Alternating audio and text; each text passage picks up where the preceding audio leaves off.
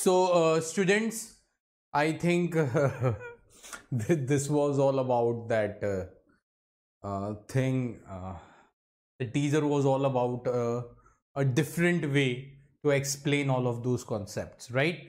Hope so you like that. And as usual, I used to read the comment of my previous videos also, right? Student always used to mention that, sir, we always used to come. We are quite impressed by your teasers. It is really OP.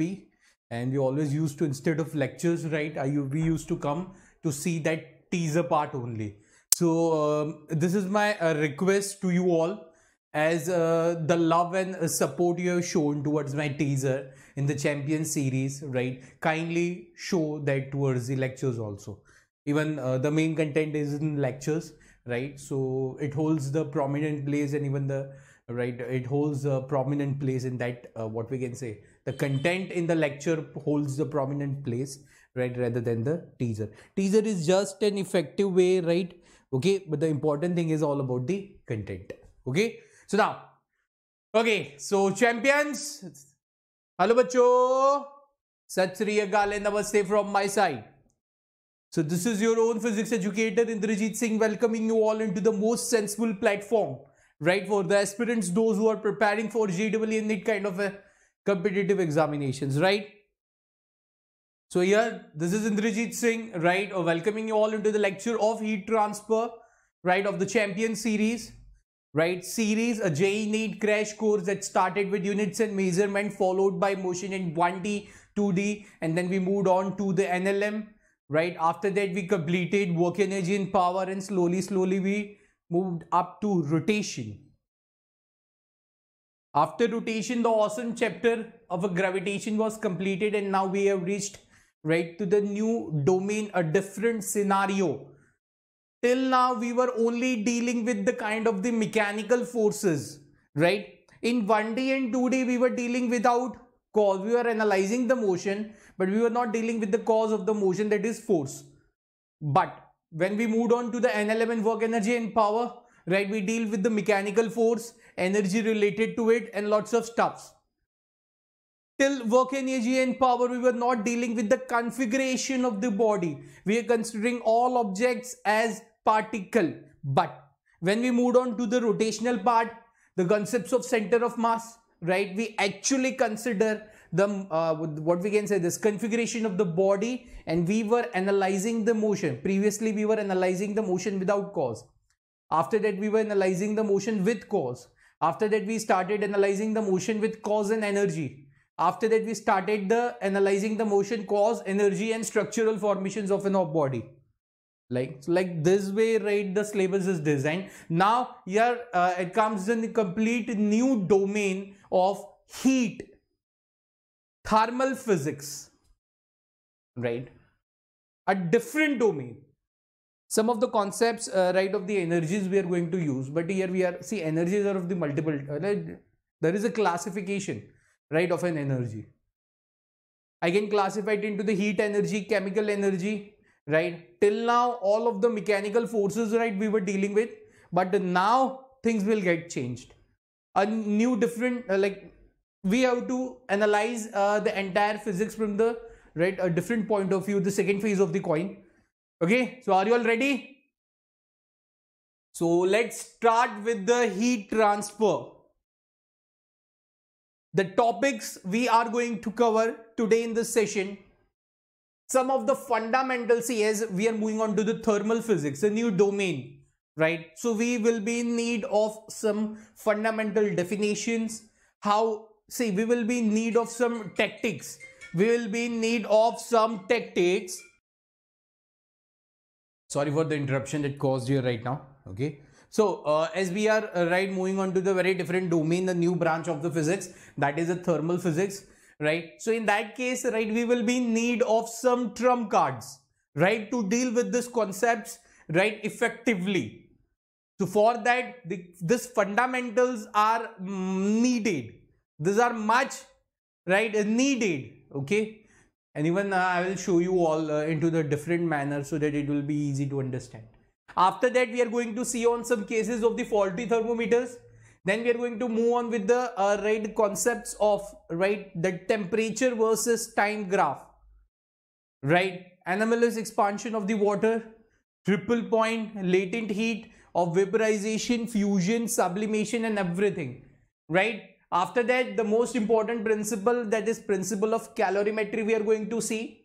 And then we are going to notice some of the expansions right into the solids. Linear expansion we are going to see, area expansion, volume expansion we are going to see, and then we will move on to the modes of the heat transfer. And with the modes of heat transfer, we are going to see conduction, convection, radiation, everything, right? Maximum part, the see whatever it is important, right, from the weightage point of view for an examination, right, we are going to cover that part. Joule's law, and finally the session will end with the Newton's law of cooling. Okay, so let's move on, right, to the fundamentals of this chapter. And before that, as per our revision, let's move on to the flow chart. See, heat transfer. See, one part of the heat transfer, right, completely goes on to radiation. That is modes of the heat transfer. In radiation, you are going to see Stephen's law, right? You are going to see the Kirchhoff law. You are going to see Wien's displacement law, right? With Wien's displacement law, obviously we are going to cover up that Stephen's law. Yes, some of the definitions, the most important definitions: spectral emissive powers, right? Emissive power, spectral emissive power, right? And the black body. Okay, so we are going to see the concepts of black body, right? Okay, so this is a complete radiation, but then after that we are moving on to the conduction and convection, right? These are the modes of the heat transfer, right? Conduction and convection. In the conduction and convection, we are going to see the rate of the heat flow,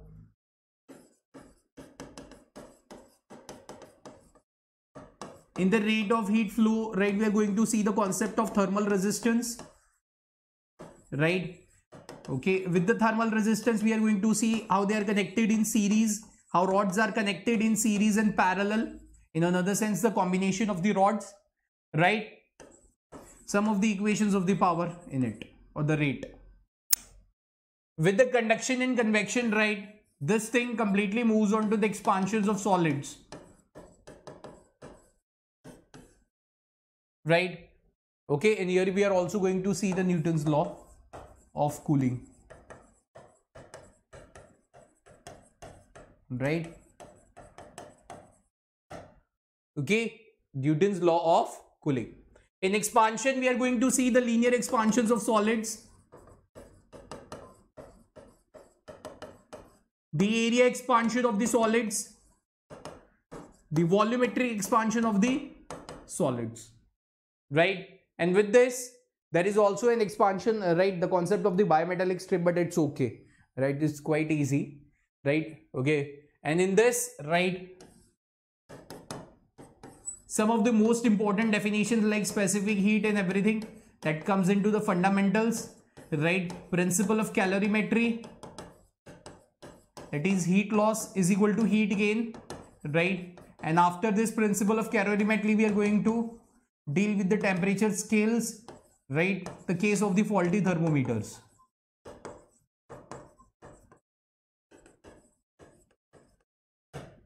The case of the faulty thermometers, right? So in this case, right, this is an first of all, here I'm extremely sorry, I heartily apologize, because I always used to this word, right, I use it in the lecture, right, hundreds of times. Okay, so please, some of the students might have commented also in my previous video. Okay, so it happens. It happens because whenever we are teaching in front, our concentration completely things completely relies on how we are going to deliver and what we are going to deliver, right? Okay, and how the things we need to represent and what we should speak, so that the things may get quite easy for you all, right? So the things completely rely on this important points. So in that case, sometimes it happens. That it's not only with me, it happens with many of the faculties. They used to continuously repeat one specific word. right? Someone used to say okay, someone used to say in Hindi dikha, samjhe, samajh mein aa raha hai, like that. So please don't mind about it, right? Okay, because this lecture is all about delivering a content and you should concentrate on that part. Okay, so this is a flow chart of a heat transfer, right? Okay, this is a flow chart of the heat transfer. So guys, I think I'm moving aside, and if you want to have a snap of it on the countdown of 5, 4, 3, 2, 1, that's it. Okay, now let's move on to the fundamentals. First of all, before moving on to the fundamentals, right, I'm going to clarify one thing. It should be clarified that from now onwards, for 2 chapters, we are going to deal with the thermal physics. Thermal physics, it means, right, physics related to heat energy, heat loss, how objects conducts heat, how heat transfer takes place between the system and surrounding, how heat transfer takes place between the 2 bodies, how conduction happens, lots of things are there. So to deal with all of those stuffs, right, the most important thing is, right, we need to understand the temperature and temperature scales, right? Whatever the parameters are there into the, okay, first most important point, the temperature scales, right? The temperature scales helps us to understand the parameters of the thermal physics. The parameters of thermal physics.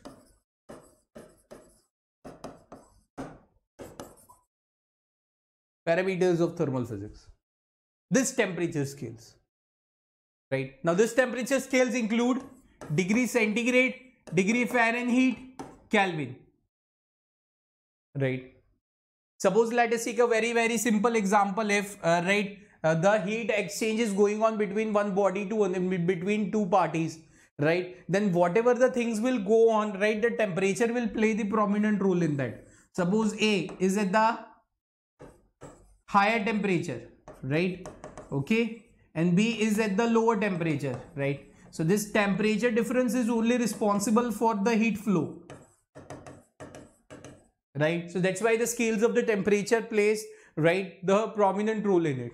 Okay, so in thermal physics, the heat flow from one body to another, okay, that is only as because of, right, temperature difference, right, that is only as because of the temperature difference, right. So that's why this temperature scales, right, it is a, right, it plays a, right, it holds the prominent position into the thermal physics. Okay, basically we are going to deal with these 3 scales, right, and apart from that, this one, degree, I'm sorry, okay, temperature in Kelvin, that will be equivalent to 273 plus temperature into degree centigrade. Okay, apart from that, the lots of conversions are there. See, we are having the conversion with Fahrenheit and Celsius. For Fahrenheit and Celsius, we are having that conversion. Suppose if you want to go on with the Fahrenheit, then it is 9/5 TC plus 32, right? So Fahrenheit is equal to 9/5, right? Celsius plus 32. This is also one of the conversions, right? Okay, if you want to convert one scales, right, into the another. But apart from this, right, when we'll deal with the concepts of the faulty thermometer, I'm going to show you all one common formula, right, that is applicable to all kind of the sums of the temperature scales and the faulty thermometers. Right, so this is all about the temperature scales. Now, the most important stuff is heat transfer. As you can see in this visualization, one side we are having glass rod and second we are having the metal rod. Okay, first, as of the temperature difference between the rod and campfire,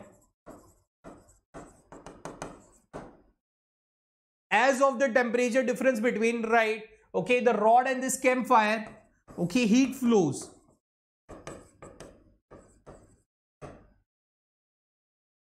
Heat always flows from a higher temperature to the lower temperature. Just keep this thing into the mind. It always flows from higher temperature to the lower temperature, right? It always flows from higher temperature to the lower temperature. And in that case, right, suppose we are taking this example, if glass rod is kept nearer and metal rod is kept nearer, why there is a more conduction into the metal rod, why there is a less conduction into the glass rod, right? It is not a part of a fundamentals that what we are dealing with right now, okay? It is that we will discuss into the later part of this session, that why the metal rod is conducting more heat as compared to the glass rod. Right now, okay, it is important to understand the heat transfer, that as because of the temperature difference between the campfire and the metal rod, right, heat is flowing from the higher to the lower one, and it is trying to increase the temperature of the metal rod. Okay, so in this case, okay, it will increase the temperature of the metal rod. It will increase the temperature of the metal rod. Right? Now, here the most important thing is that why I name this stuff as the fundamentals, because lots of questions are there in my mind. Right? Lots of questions are there. First, why metal rod conducts more heat?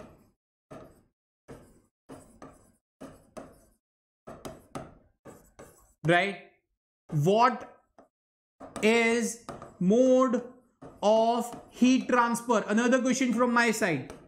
Okay, many of the students might be having this into their mind, but they are right, unable to ask it, but it's okay. This will help us in right understanding. Okay, with the heat transfer, solids are expanding or not?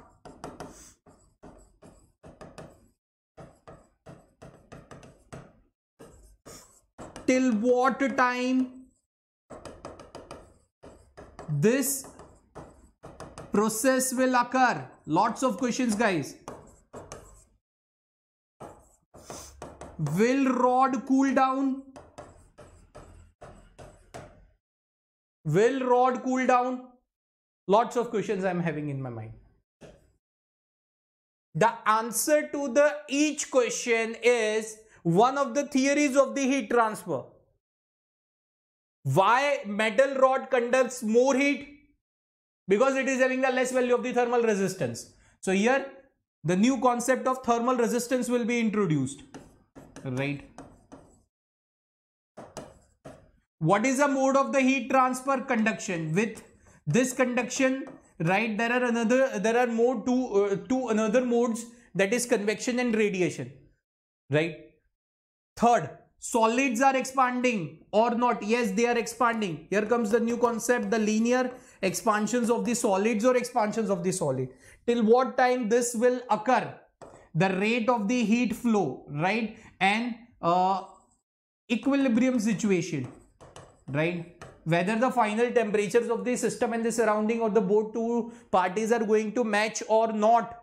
If they are going to match, whether the heat flow will, right, occur, heat will flow or not. Lots of things are there. Okay, will cool down? Yes, according to Newton's law of cooling, right, okay, it will cool down. If it is kept away from the fire, right, after some time, then definitely it will cool down, right? So lots of questions we are having, and right, for this questions we are having the one theory as a respective answer. Okay, and we are going to deal with that. Now, another question, whether the state transformation, the metal rod is going to be in its original state, or the state transformation will occur, or it will melt or not, question mark, right? So lots of things are there, lots of questions are there, right? But the answer to them will rise, right? It lies in the theories. Just hold on here. Okay, so now one simple example, right? Slowly we are going on to the deeper.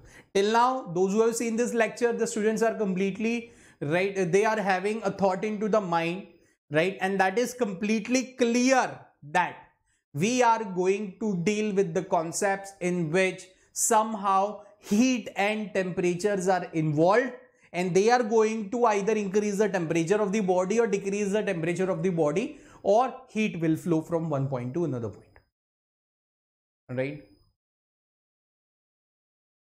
Okay, so now here comes the most important definition of this chapter, that is specific heat. I'm defining it: amount of heat required to raise the temperature of the unit mass of this substance.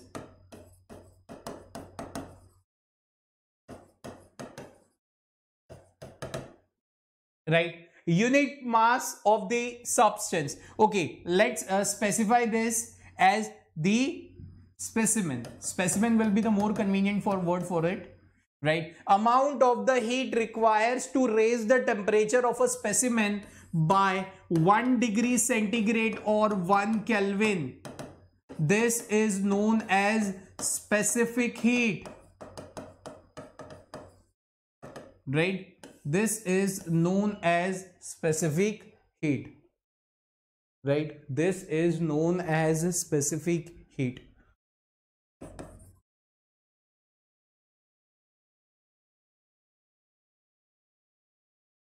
Okay, now specific heat. Suppose let us take a very simple example.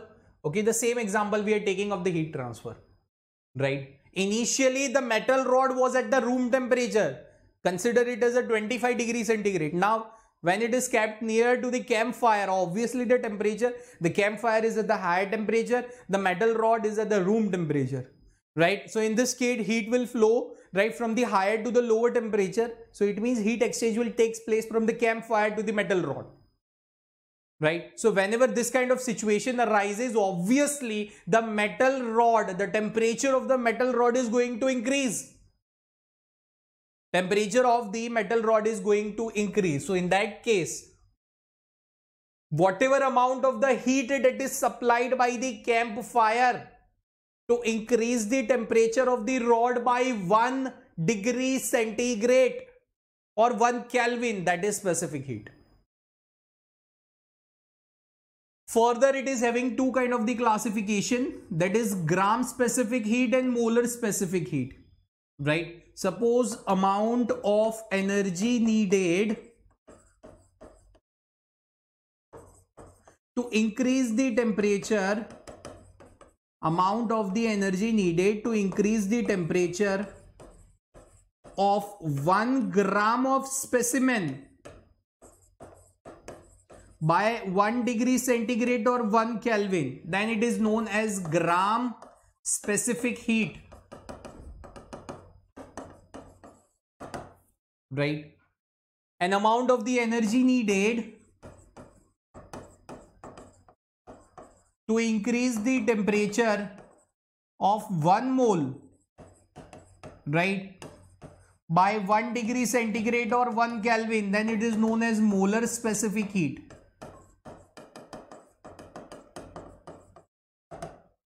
One is gram specific heat, second is the molar specific heat. Specific heat, gram specific heat, right, amount of the heat required to increase the temperature, right, okay, to raise the temperature by the 1 degree or 1 Kelvin, that is a specific heat, right? What will be the formula of specific heat?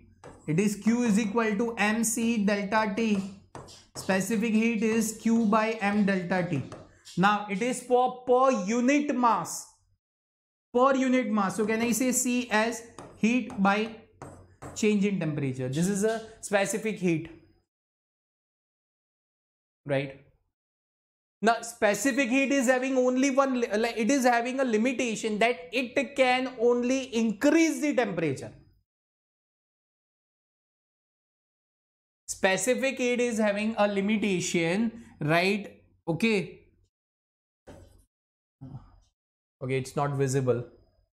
Okay, it can only increase the temperature,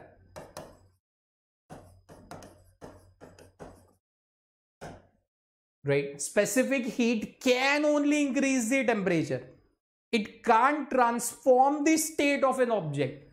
Like it can't, see, whatever amount of the heat you are going to supply, the specific heat is not capable to transform the state.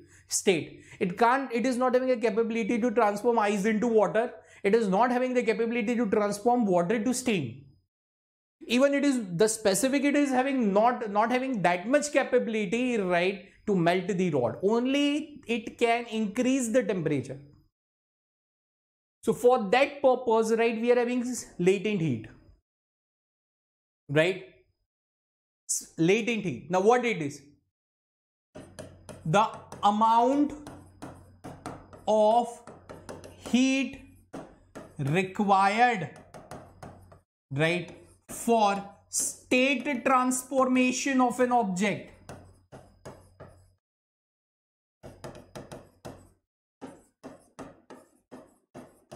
The amount of heat required for a state transformation of an object.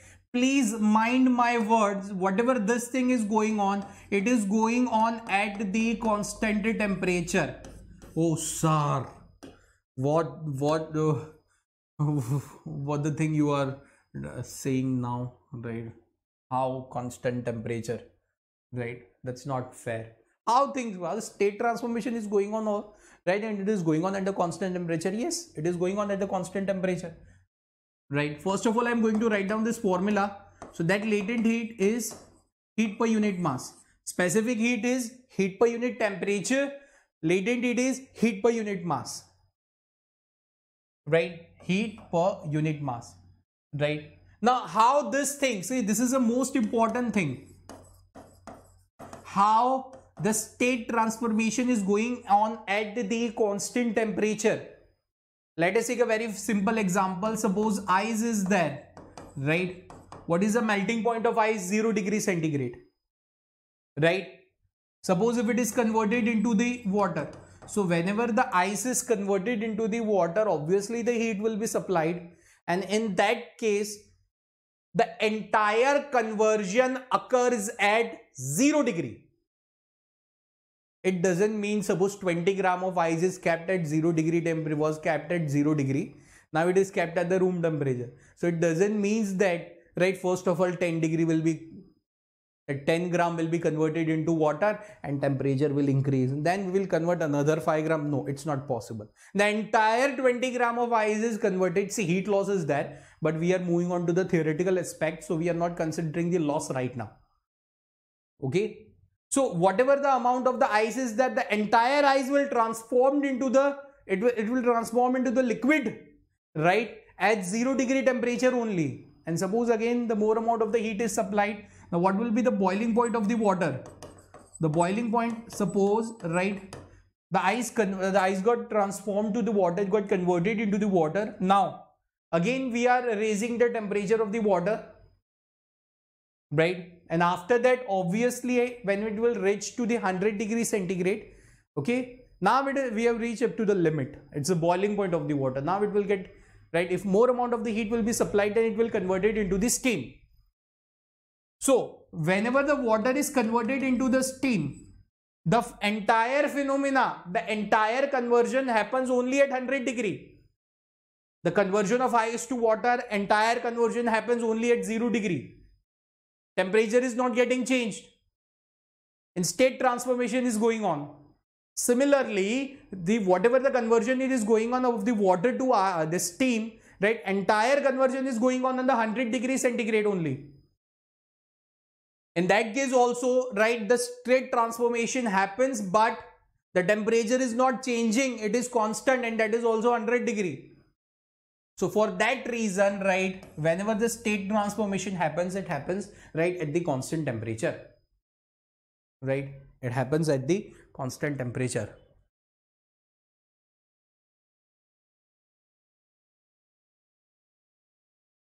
Okay, so this is what, see, lots of values of the specific heat and latent heat are there. What will be the specific heat of the ice? That will be 0.5. This is standard values. What will be the specific heat of the water? That is 1. Right? What will be the specific heat of the steam? Right? Okay. So we are having lots of standard values. right, we are having lots of standard values. What will be the latent heat of the vaporization? 540, right? What will be, that is calorie per gram, 540 calorie per gram, okay? In joule per kg it is also there, in calorie per gram is, but generally, right, to ease this calculations, right, if you are going on into the SI units, now the calculation will be quite complex. But when you are going to deal with this stuffs into the CGS like calorie per grams and everything, right, the calculations would be quite easy, right? Latent heat of the vaporization 540, right, the calorie per gram, right? Okay, so these things are there, okay, and we are going to deal that stuff into the detail while moving on to the concepts of, right, while dealing with the concepts of the principle of calorimetry. So this is all about the specific heat and the latent heat. Apart from this, there is a heat supply. Heat supply you all are completely aware of, right? Heat supply you all are completely aware of, right? As because of the temperature difference, heat flows from one body to another body, right? Okay, and heat capacity is only thermal heat capacity, right, and everything. So this is all about the fundamentals, right? The fundamentals. Okay, now let's move on to the cases of the faulty thermometers and some of the sums related to it. Faulty thermometers, what does it states? We have moved on, we have seen the temperature scales, but what devices, right, what device is going to measure that temperature? That is thermometer. In day-to-day life, if I'm talking about, then it is a thermometer. Okay, temperature measurement can be done by using thermometers. Lots of thermometers are there, gas thermometers are there, glass thermometers are there, right? Okay, generally what the thermometer we are using, it contains mercury, and on increase into the temperature, mercury rise from the specific level, right?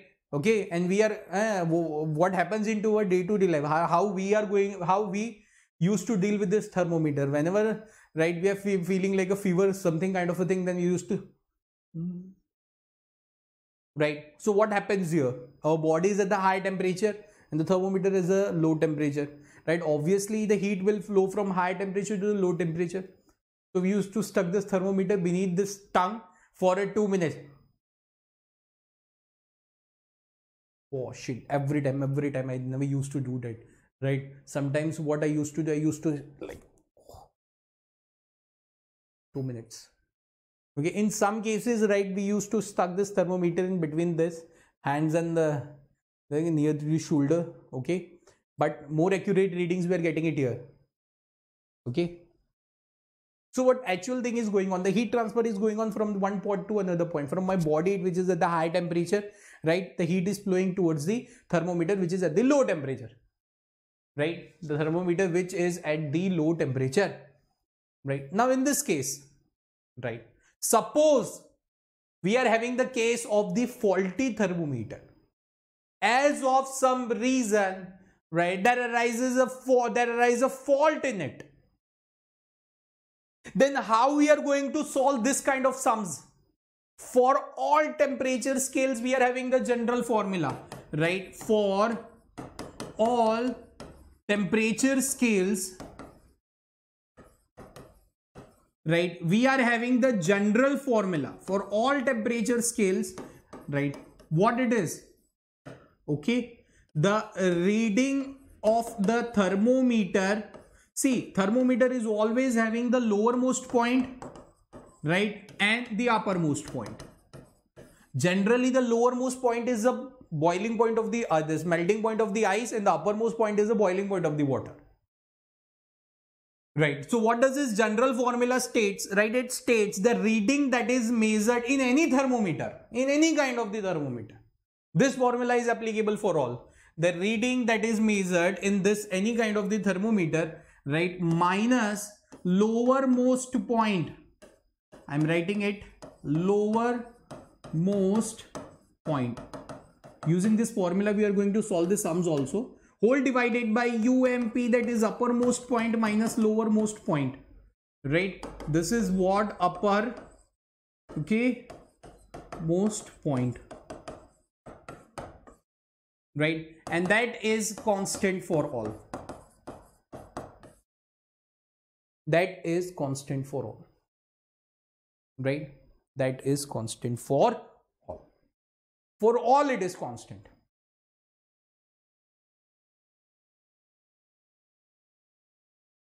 For all, right? Reading in any thermometer minus lowermost point of any thermometer, whole divided by uppermost point of any thermometer minus lowermost point of that thermometer. This formula is constant for all, and the same formula is used in case of the same formula it is used in the case of the faulty thermometers to compare the readings of it with an actual thermometer and to get the readings and errors in it, right? The same formula it is used. See, that's why I've written this is a question solving approach. Why I've written this? Because this is only the approach in which the readings of the faulty thermometers are compared with some else correct thermometer, right? And when that comparisons, we are able to find out what actual the error is. Let's see some sums related to it. In 2008, this question was asked on a new scale of temperature and called a W scale. We are having a new linear scale of the temperature that is known as W scale. The freezing and the boiling points are 39 and okay, see, on W scale, the lowermost point is 39 degree W and the uppermost point is 239 degree W respectively. What will be the temperature on the new scale corresponding to the temperature on what will be the temperature on the new scale? Suppose if I'm talking about the new scale, right, corresponding 39 degree, right, okay, on the Celsius scale. Now see, it is showing 39 degree W on the Celsius scale. Celsius scale, it means generally in the Celsius case, right, the lowermost point is 0 degree centigrade and for uppermost point we are having 100 degree centigrade. See, here two kind of thermometers are there. One, it is measuring into the right degree centigrade, and second, it is measuring into degree what? Degree W. Right. So same formula we are going to use that, right? Same formula, right? What will be that formula? That is reading minus lowermost point whole divided by right uppermost point minus lowermost point is equal to constant, right, for all scales. It is constant for all scales. Now, what is the reading? For a Celsius scale, it is 39 minus 0 whole divided by 100 minus 0. The same 39 degree on the Celsius scale, right, we need to calculate, right, on W. It means we need to calculate the value of R. For W, lowermost point is 39 and the uppermost point is 239 minus 39. So resolving this, we are getting R minus 39 whole divided by 200, that is equal to 39 whole divided by 100. Right. So R will be 3 into 39, right? So R will be the reading on it. The W scale will be 117 degree. D is the correct answer. So this equation, right, it is used, right, for the calculations of the faulty thermometers also, and this helps us in comparing the temperature scales between the two different devices also, right? Between the two different devices also and for the temperature scales also, right? A quite easy sum in front of you all. Mercury thermometer can be used to measure the temperature. See, maximum it is 3. Okay, mercury thermometer is having the capacity minimum, that is minus 30 degrees centigrade. This is the range, right? And it is one of the theoretical questions. In some of the book it has been directly mentioned. And maximum it can measure up to 357, right, on nearly equivalent to 360 degrees centigrade, right?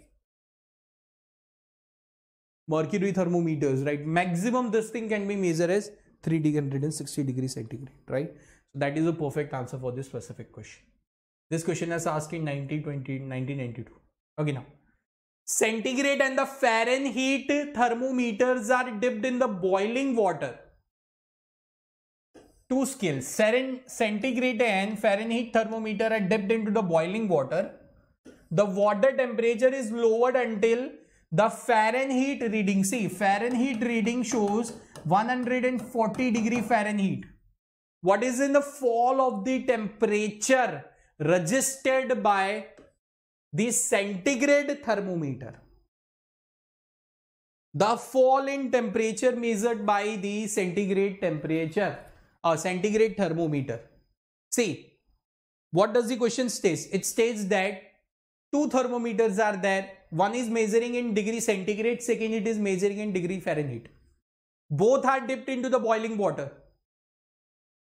So what will be the formula? The Fahrenheit reading, that will be 9/5, right? Temperature of the Celsius plus 32. So it is 140 minus 32, right, into 5 whole divided by 9. That gives the temperature into the Celsius. So here comes the temperature of the Celsius as 60 degrees centigrade. When two thermometers are dipped into the water, the Fahrenheit gives 140 of the value and the centigrade gives 60 of its value. What will be the, what does it states, right? What is the fall in temperature? They were dipped into the boiling water.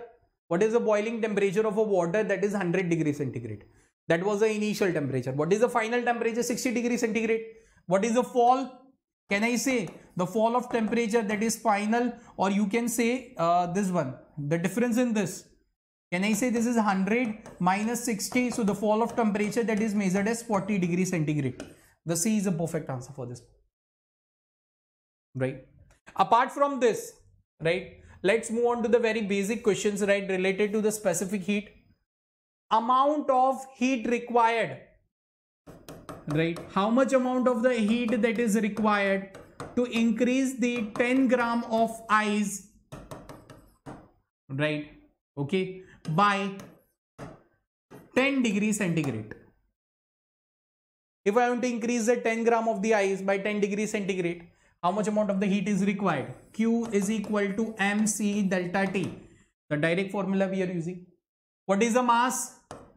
10 gram. What is the specific heat of the ice? 0.5. How much temperature difference is there? We need to increase it by 10. How much amount of the heat is required? 10 into 10, 100 into 0.5, that is, right, 50 calorie. This much amount of the heat is required, right, to increase the temperature of a 10 gram of ice by 10. How much amount of the heat is required, right, to transform state of ice from, right, okay, to transform the state of, right, 20 gram of ice at 0 degree centigrade. State transformation occurs at the constant temperature and obviously it is high, so it will melt at 0 degree centigrade. So here we are using the formula Q is equal to ml. Mass it is given as 20. For here the latent heat of the vaporization is needed. So here 20 into 540, right? Okay, so here 11,200 calories it is needed, right? This much amount of the heat is needed, right, to transform the state of 20 gram of the ice at 0 degree. How much amount of the heat is needed to transform state of water of 30 gram of water at 100 degree centigrade? I'm sorry, we have done the mistake, right? We are converting the ice, so here it will be, extremely sorry for that, 20 into 80, 1600 calorie it is needed, right? Okay, latent heat of the vaporization will not come, right? Okay, I'm sorry for that. Here the latent heat of the vaporization will come, right? Mass is 30, latent heat of the, it is 540, right? So it is 54 into 3, 4 3s are 12, 3 5s are 15, 162. 16,200 calories is needed, right? This much amount of the heat is needed, right? Okay, this much amount of the heat is needed, right? So this is all about the, right, the fundamentals. This kind of sums are all, see, these are not in NEET, because these things we are going to see into the principle of calorimetry also. But sometimes students may get panic. Sir, this thing is remaining. Sir, you haven't taught this thing. Sir, you just skipped out this concept. Sir. So let's see this. Let's move on to the new part. As I talked about the state transformation and increase into the temperature of a specific object, right? I talked about the state transformation and increase into the temperature of the specific object. Now we are going to discuss, right, the entire phenomena with its respective graph. Entire phenomena with its respective graph. By taking one example, right, of ice. We are going to see the entire conversion of ice to steam, even to its plasma state, right? Okay, using this concept of temperature versus time graph. Before moving on to this part, right, we should be aware, right? We should be aware, right, of all of the concepts of the fundamentals of the thermal physics, right? Let's see that stuff, right? First of all, we started, right, the basic with the flow chart. Then we moved on to the fundamentals like temperature scales, right, the actual concept of the heat transfer. We moved on with the specific heat, latent heat, and the respective values, the faulty thermometers, right, and the respective questions always approach and some of the sums are related to it. After that, right, there are some, see, in between this, there is a case of anomalous expansion of the water. Water shows a different behavior in between 0 degree to 4 degrees centigrade. Generally, that phenomena is completely reversed, that what actually happens between 4 to 100, right? When the water is between 0 to 4 degrees centigrade, it shows a different behavior as compared when it is at the temperature in between 4 to 100. Okay, so that defines it's a new behavior, and that is the anomalous expansion of the water. Right. Apart from this, small things are there, like what is a triple point, right? What is a sublimation curve, fusion curve, vaporization curve. When they are going to meet at the single point into the graph, that is known as a triple point. The triple point of the water is this, like this. Small things are there. Right. So that thing you all are aware of. The most important thing is temperature versus time graph. Right. This is just an example. We are going to discuss we are going to plot that entire graph, right? Okay, using one example. We are going to plot the entire graph using an example, right? So are you all ready? Let's. Temperature versus time graph. This is a kind of an attempt, right? This is a kind of an attempt to understand the aspects of the state transformation. What kind of the aspects of the state transformation? How much amount of the heat is needed, right? How much amount of the time the object is taking into the state transformation? What are the stages of the state transformation from one to another? How the heat is supplied? Lots of things are there, right? This thing, right? This, all of this stuff, right? We can discuss using the temperature versus time graph. See, one temperature versus time graph, it is there. Ice is at the 0 degrees centigrade. For 25 seconds continuously it is heated at the 0 degrees centigrade. Sorry, ice is at the minus 50 degrees centigrade. For 25 seconds it is continuously heated, right? And enormous amount of the heat is supplied so that it can reach to its melting point from minus 50. Right, so it can reach to its melting point from the minus 50. Right, after that slowly see the graph moves like this way. Now ice is converted into the water. See what things are going on, how they are going on, we are going to see into the example, right? Okay, but right now you have to just be comfortable with this graph, and then we will move on into the detail aspects of it. Right, just move on, right, to what actually it states. Just be comfortable with the graph, and then we will move on to the detail aspects of it. Right, First, ice, right? The temperature of the ice was raised from -50 to 0, and then state transformation occurred. Ice was converted into the water. After state transformation, again the temperature of the water was increased from 0 to 100 degree, right? In this entire section, right, no ice was present. The entire ice was transformed into the water. Now in this, water is state transformed, right, to steam, right? And finally, steam is, the temperature of the steam is raised. And in some cases, it is raised up to so high value that even it can reach to the plasma part, the fourth state of the matter. How we plotted this graph? Let's see.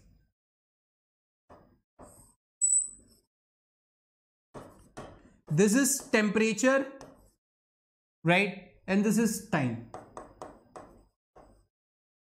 We are not taking it as a -50. Let us take an example. We are taking it as a, initially the ice is at -30 degrees centigrade. First step.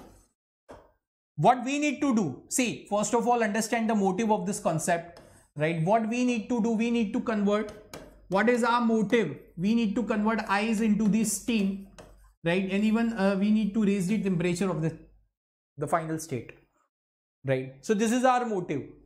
We are having ice. We have to do some procedure, right, and plot this graph, right? Okay, and measure the entire activity till that ice is converted entirely into the steam. So initially, first step,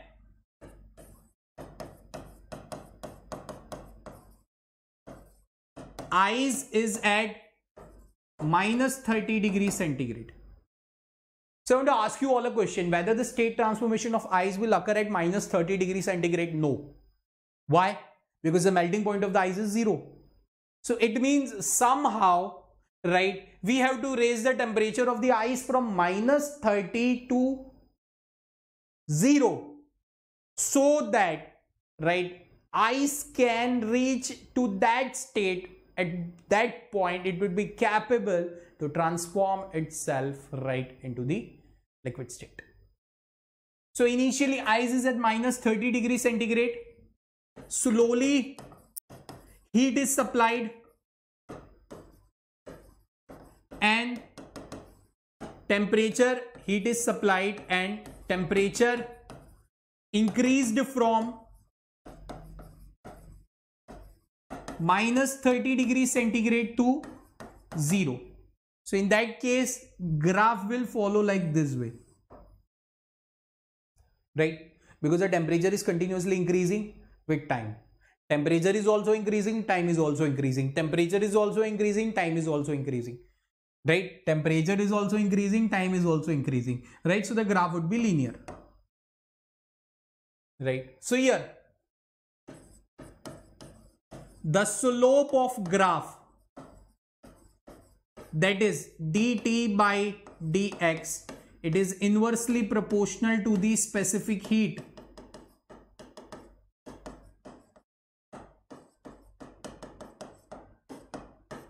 The first statement.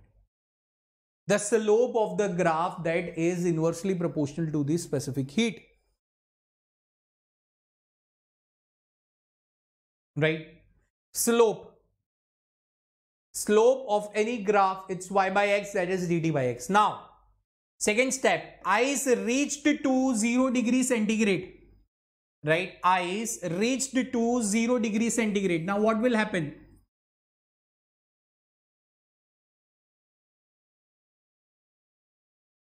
Well, I want to ask you all whether the source has stopped supplying heat or not. No.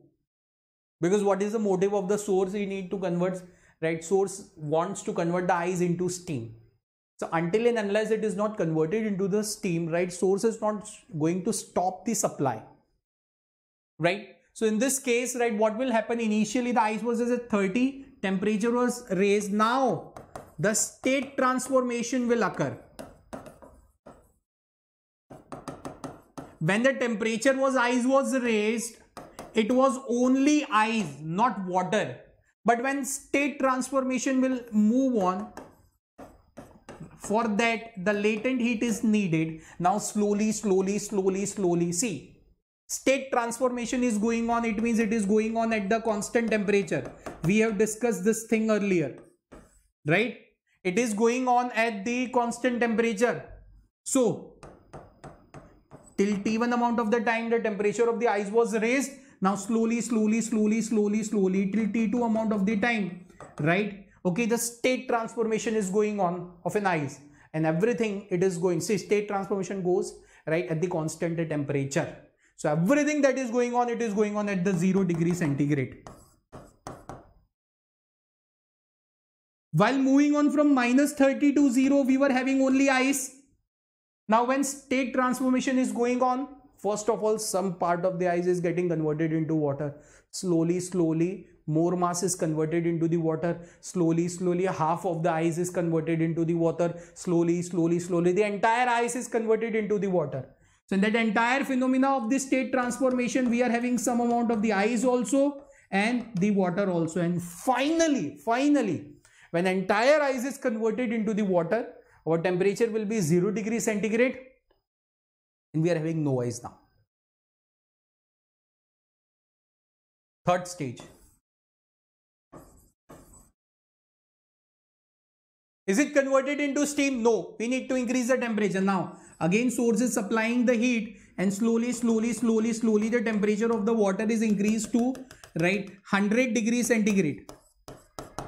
Right? Why it is increased to 100 degrees centigrade? Because it is the boiling point of the water. So whenever the ice was completely transformed into the water and the temperature was increased, now we are having only water in the system. We are having only water in this system, right? So what will happen here, right? Now the temperature of water is increased from 0 degrees centigrade to 100 degrees centigrade. It is increased from 0 degrees centigrade to 100 degrees centigrade. It is increased. Yes, it is increased. So in that case, the slope of the graph, that is dt by dx, that is inversely proportional to, right, the specific heat, right, the specific heat of water. It is inversely proportional to the specific heat of the water, right? Now, the system is at the 100 degree centigrade, the water is at the 100 degree centigrade, and now the state transformation will occur.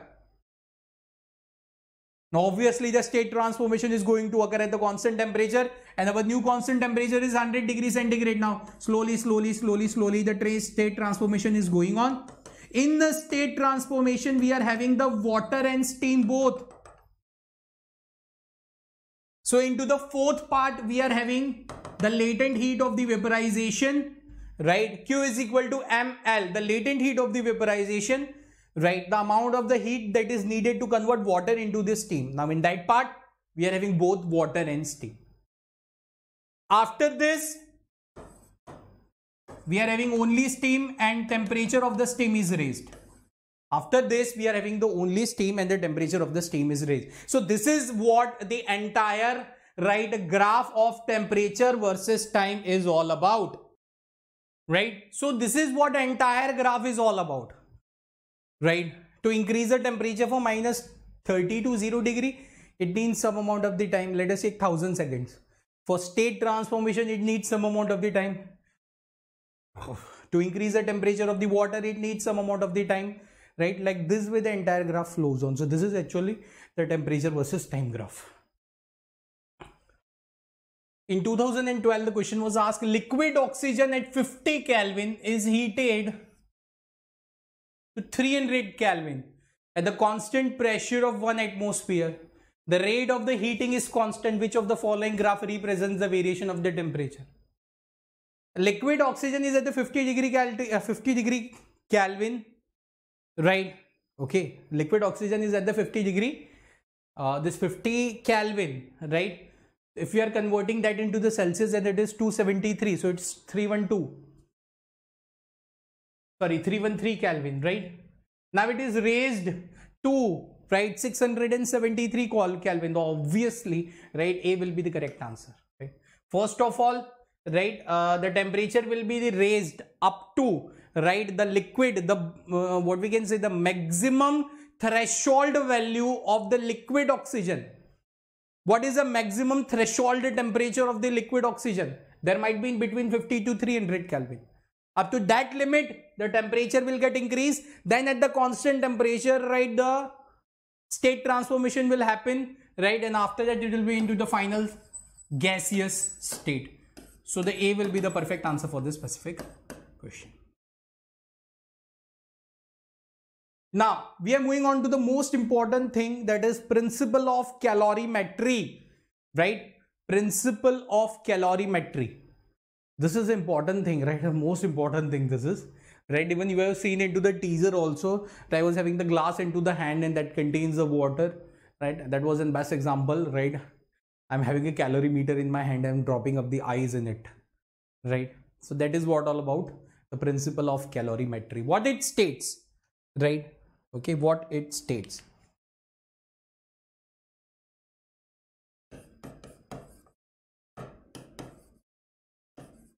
Heat loss by 1 is equal to heat gain by second. Heat lost by 1, that is equal to heat gain by second. That is the natural. See, on this principle, right, we are going to solve the number of the sums on this principle, right? But principle of calorimetry is all about in this statement, right? Heat lost by 1 is equal to heat gain by second. First, examples. Let's understand some of the examples of the principle of calorimetry, right? Because we are going to solve the sums based on it. So it is important to understand the statement by means of examples. First, ice mixed with water. Who is at the higher temperature? Water. Who is at the lower temperature? Ice. Ice is going to gain some heat.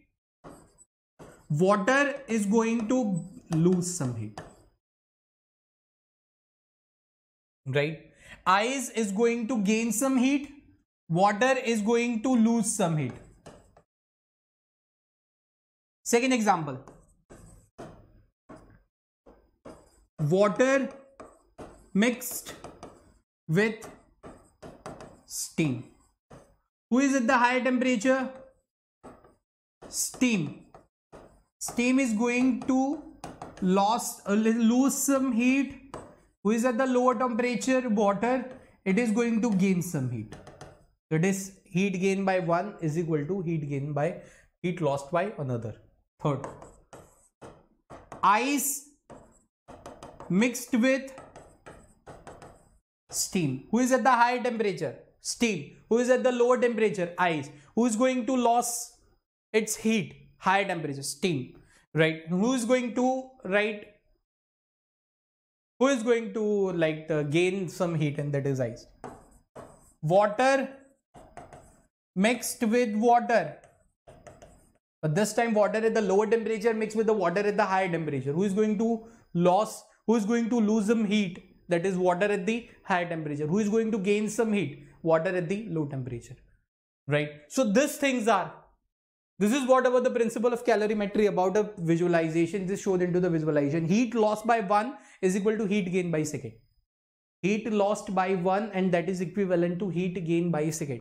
But for the principle of calorimetry, we are having one question solving approach, and that is whenever the two substances are mixed, whenever two are mixed, right, the heat will flow from point A, heat will flow from higher temperature to the lower temperature.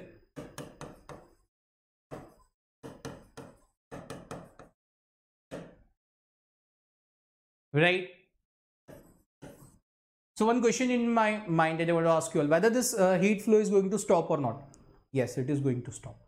Heat flow will move, the heat will flow from higher temperature to lower temperature. It will stop when both will come or both will attain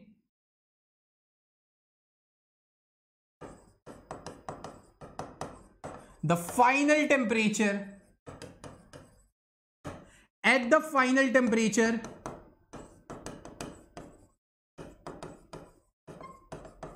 thermal equilibrium is attained.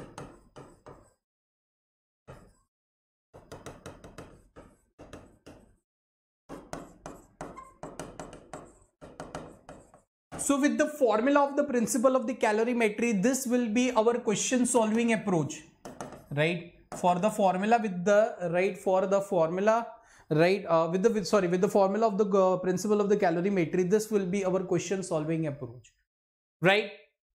When heat flow will stop. Most probably the third point, right? It is most important and right, it would be quite useful in solving the sums. The third most IMP, right? Question solving approach. Principle of calorimetry, heat loss by one, that is equal to heat gain by another. Heat loss by one, that is equivalent to heat gain by another, right? So these are some of the examples. Okay, these are some of the examples. Joule's law. Okay, we are going to discuss the Joule's law, right? But before that, right, using the principle of calorimetry, yes, we are going to solve some of the sums related to it. Okay, using the principle of calorimetry, we are going to solve sums related to it. Two identical bodies, two identical bodies are there, are made of a material for which heat capacity increases with temperature. Okay, one of this is at 100 degree while another is at the 0 degree. Two identical specimens are there. One is at the 0 degree, another is at the 100 degree. If they are brought in contact, then assuming no heat loss, yes, the most important stuff that we forget in the question solving approach, practically in this principle, right, the practical aspects always has heat loss. But don't forget, right, we are dealing with the theoretical aspects, right? So in that, right, heat loss is never considered, right? Heat loss is never considered. Okay, one body is at the 0 degree centigrade, another body is at the 100 degree centigrade, right? Okay, they are brought in contact with each other, assuming no heat loss. The final temperature of the system is what? Most important thing. Suppose, let us take an example. This question has been asked in NEET Phase 2 2016. This is 1 gram and this is 1 gram.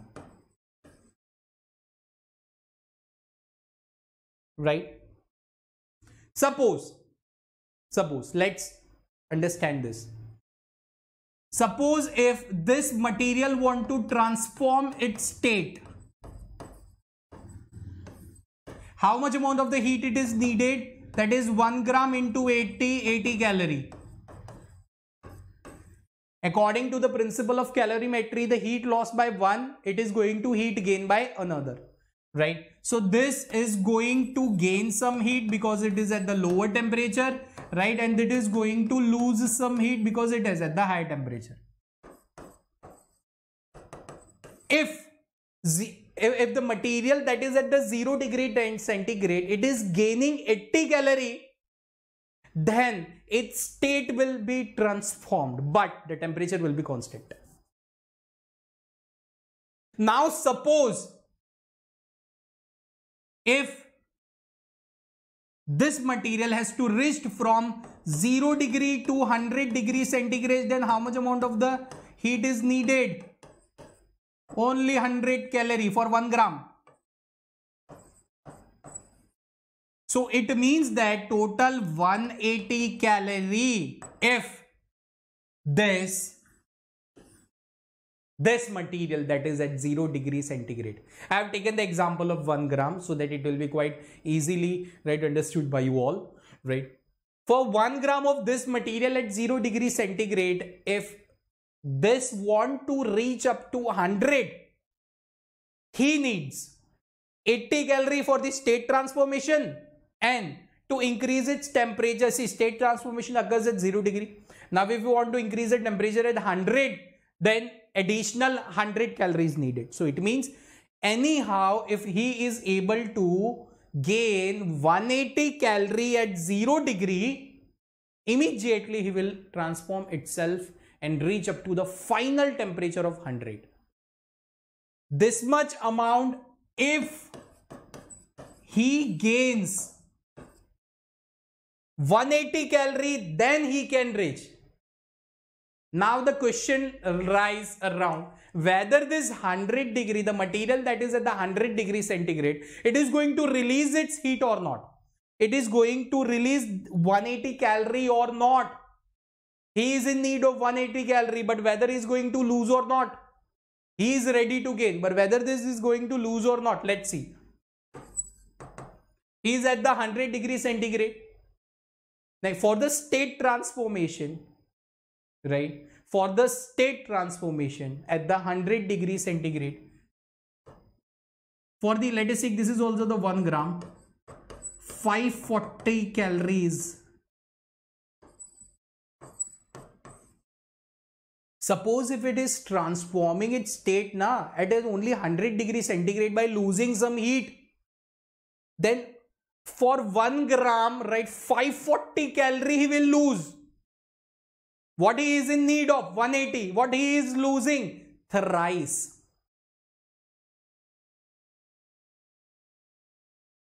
Right. So it means that when the 1/3 gram of the state transformation will occur na, in that amount of heat only this object will reach from 0 to 100. What about rest? In this 540 calorie, he is losing an entire amount. In this 540 calories, suppose at the initial position he is losing 180 calorie, right? So in the time he is losing 180 calorie, right, the 0 degree, in the same time the 0 degree, the particle that is object is at 0 degree, it is reaching up to its final state. Still he is having additional 360 calorie to lose. But now what will happen? Both will reach at the final temperature and equilibrium will attain.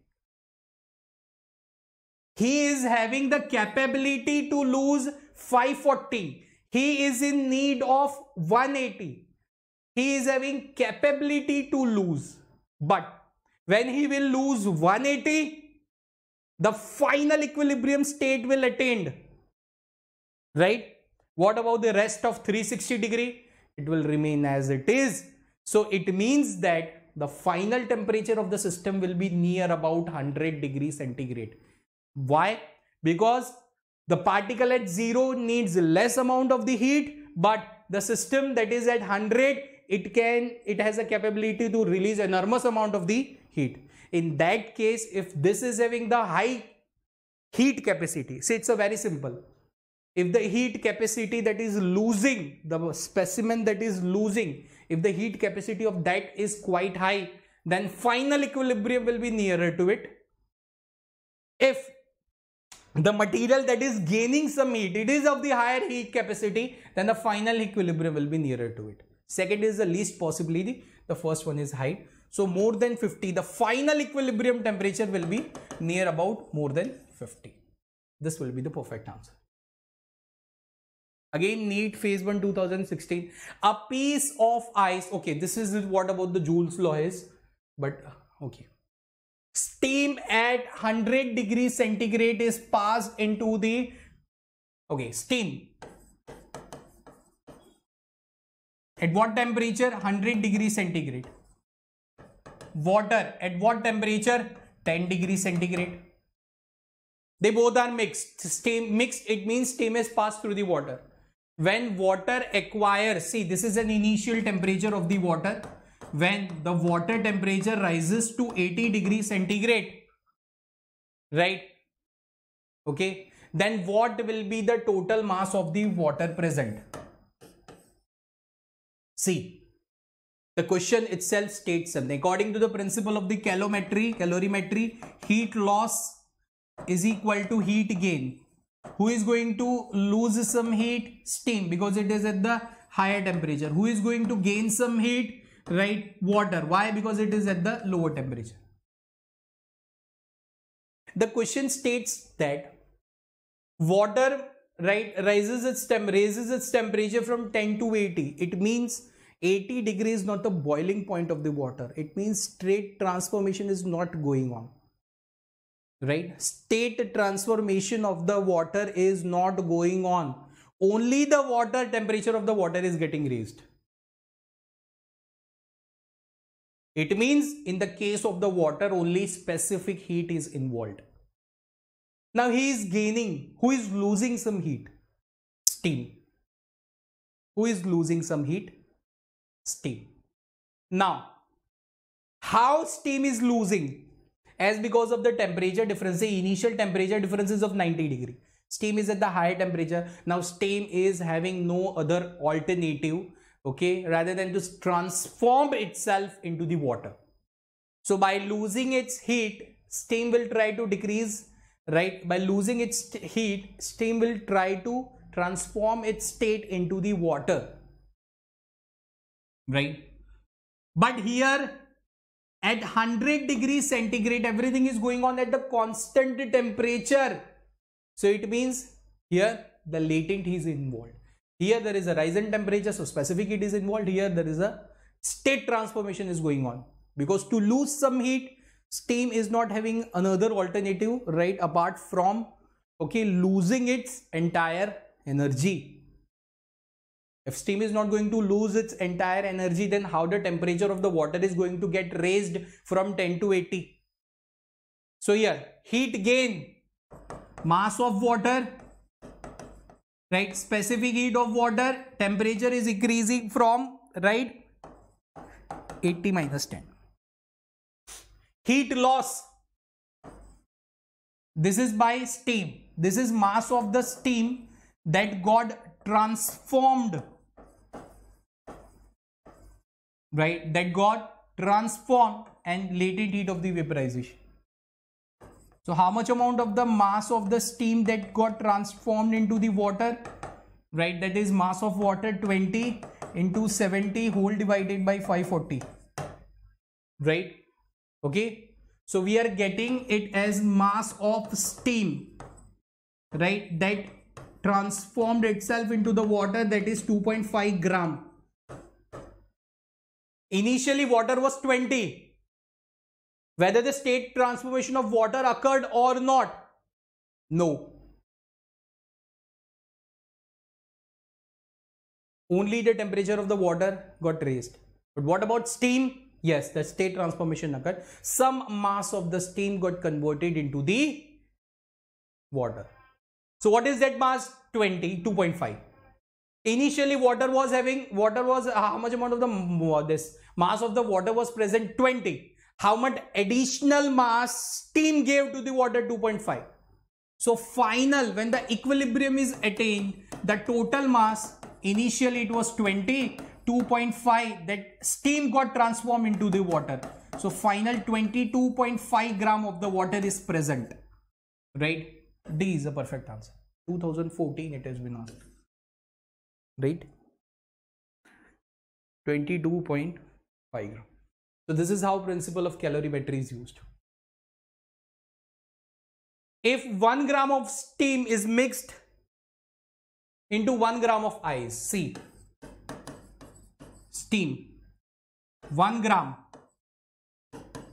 ice 1 gram, then resultant temperature of the mixture will be what? Obviously, yeah.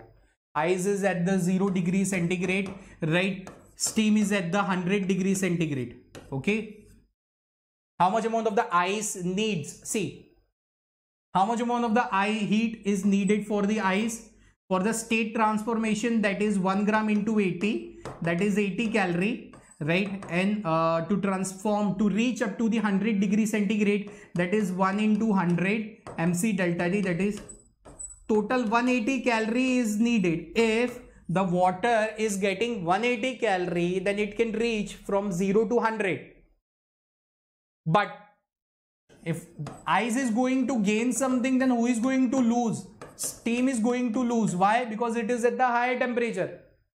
Now, how much amount of the steam is going to lose, right? If the entire energy steam is losing, then we are having 540 calorie. The same sum. See, it is asked into 1999. Same sum, 540 calorie. Steam has capability to lose 540, but that much amount of the ice is, that much amount of the heat is not needed by ice. So what will happen? First, steam will lose 180 degree. Still, it is having the 360 degree in its base, right, in its storage, and the final equilibrium is attained. And when the final equilibrium is attained, the heat exchange stops. So it means that still the steam is having some amount of energy to lose. So steam has not completely transformed itself. So steam has not completely transformed itself and the final equilibrium stage is attained.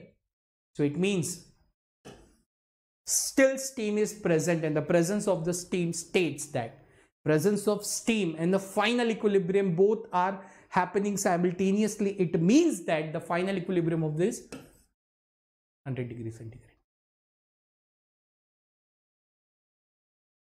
1 gram of the ice cube at 0 degrees centigrade are released. Sorry, 10 grams. See now, 1988 ice.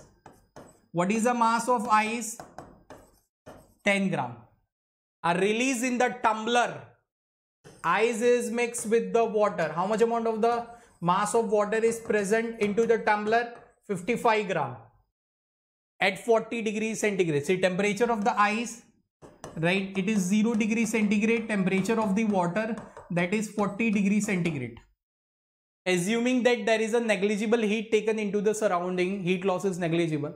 What is the final temperature? Okay, according to the principle of calorimetry, heat loss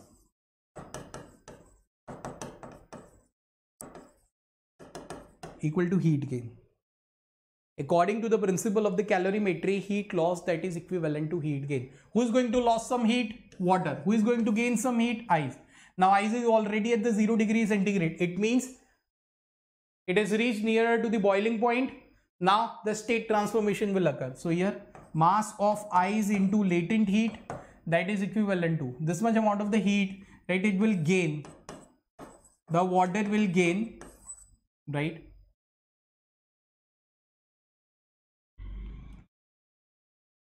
First of all, let's see how much amount of the heat, right, the water is releasing, right? Water is releasing, see, water is at the 40 degrees centigrade. So this is mass of water, specific heat of the water, right? This is T minus 40, where T is the final equilibrium temperature of system. At this temperature, heat flow will stop. On the opposite side, first of all, mass of ice is getting transformed, then mass of ice. But now, at 0 degree centigrade, first of all, mass of ice got transformed. Now, slowly, it got converted into the water. Now, the temperature of water is getting raised from 0 to equilibrium. So, here, mass of the ice, but now ice is converted into the water, so we are taking the specific heat of the water, right, reaching from 0 to final temperature T.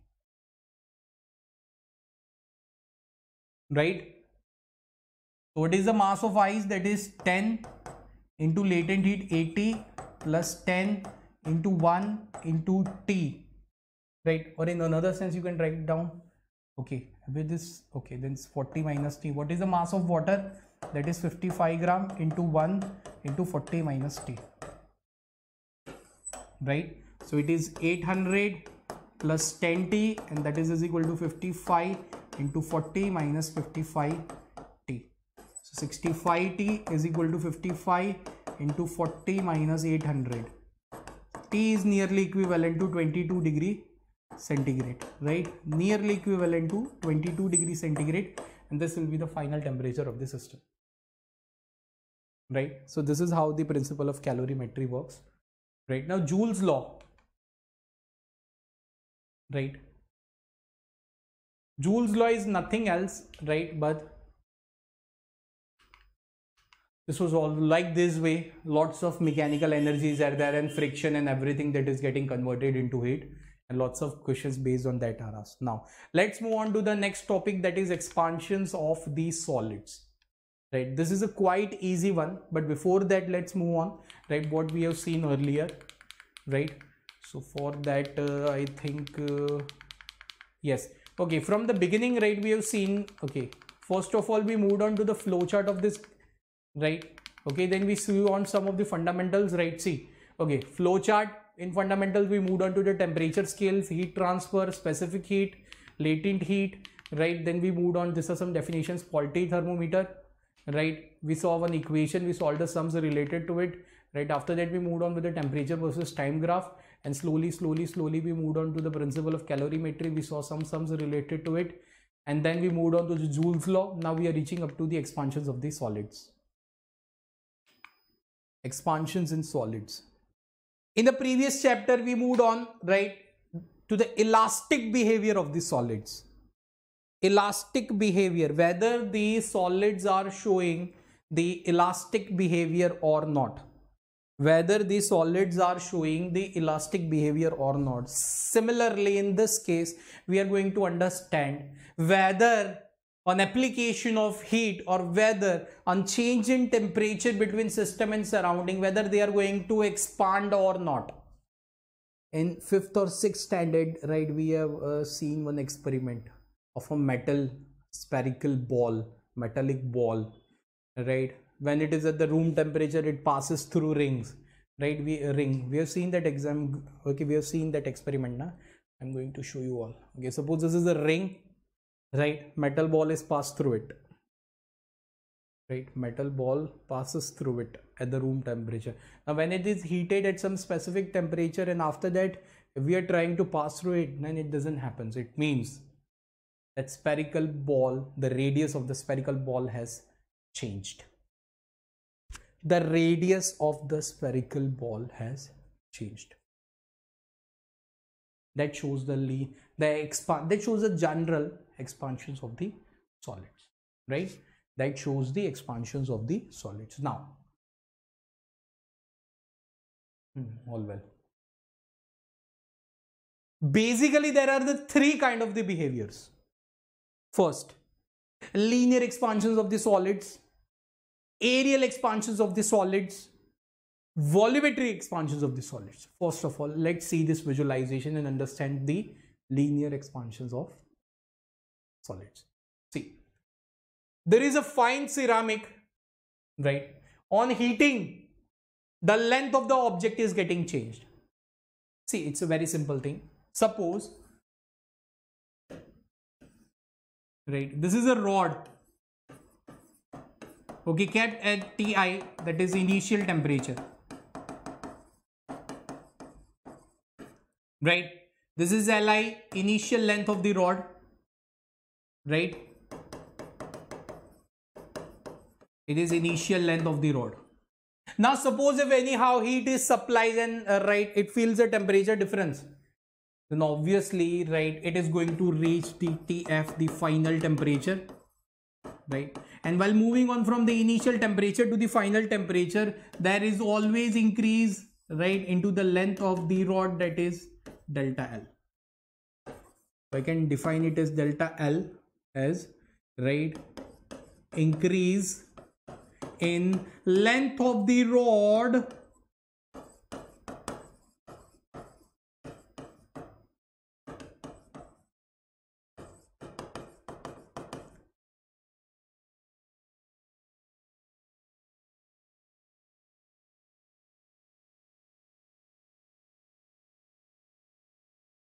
If delta T, see, it's very simple. Delta T is less, delta L is less. Delta T will increase, length, the change in length will increase. Again, I'm increasing the value of the temperature. Again, the change in length will increase. So somewhere, right, the change in length is having direct relation with the change in temperature. So can I say here, the change in length by original length, it is having direct relation with the change in temperature. Thermal stress, if you are aware of, in our previous session, we have discussed the topic of thermal stress. As of change in temperature of a rod, as of any reason, we are not interested in that part. As of some change in temperature, we are observing some of the changes in its length. That change in its length is producing a stress. This stress is not as because of the mechanical force. That's why I am not naming it as a compressive, thermal, or a tensile, compressive, shear, or any kind of the volumetric stress. No, this is just because of the thermal energy. So as because of that, whatever amount of the stress is produced, it is a thermal stress. And as because of this thermal stress, right, we are able to notice some of the changes into the length of the object. It means strain is produced. The higher amount of the temperature change, higher amount of the that thermal stress is produced, higher amount of the change in length it will be measured. So here, whatever the strain it is there, it is directly proportional to change in temperature. Removing the proportionality sign, we are having delta L by L, that is alpha delta T, right? Where alpha, it is coefficient, it is a proportionality constant that is named as coefficient of linear expansion.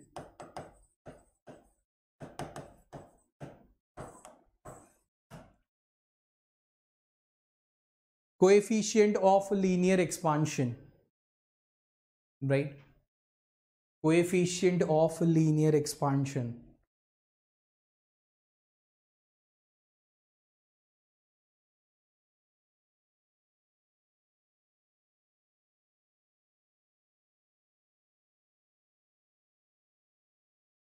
Right? Similarly, if we are talking about the length, right? Now what about the area? Suppose if the area of the object is getting changed. Let us take an example, right? This is an object having length and breadth, right? Suppose it is continuously heated, right? Continuously the heat supply, right, it is given. Obviously we are measuring some of the changes in its surface area. It is delta L, this is delta B, right? We are facing, right, the delta A, right? So here the change in area by its original area, again it is directly proportional to change in temperature. As you can see in this example, right, there is a one square plate with a hole in it as a cavity. Suppose if continuously the heat is supplied to it, obviously, right, okay, that the area is going to increase, and with that area the cavity of the hole is also going to get increased. More amount of the change in temperature, more amount of the stress is produced, more amount of the change in configuration, and more amount of the change in area by original area. So indirectly, temperature is increases to the higher value, more amount of the change in area is noticed. So delta A by A, removing the proportionality sign, right? Okay, then we are having this beta delta T, right? Where beta, it is known as coefficient of area expansion.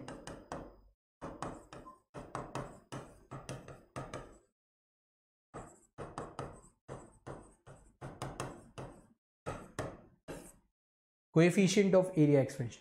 Similarly, this thing is noticed into the volume. Simple three formulas are there, and on based on that, right, the sums are there. Change in volume. Suppose this is a cube, right? Okay, we are having length, right, breadth and height. This is height, this is length, this is breadth, right? Suppose if we are continuously supplying heat to it, if we are continuously supplying heat to it, then it is for sure. It's a very simple thing. It is for sure. Obviously, right, the things will get changed. Right, the height will increase by dh, right? Okay, the length will increase by dB, right? dl and dB, like this way the entire cube will get expand. More will be the amount of the heat supply, more will be the change in temperature, more will be the change into the configuration notice. So in another sense, delta V by V, right, is directly proportional to change in temperature. Removing the proportionality sign, so delta V by V, that will be equivalent to what? Gamma delta T, where gamma, it is known as coefficient of volume expansion.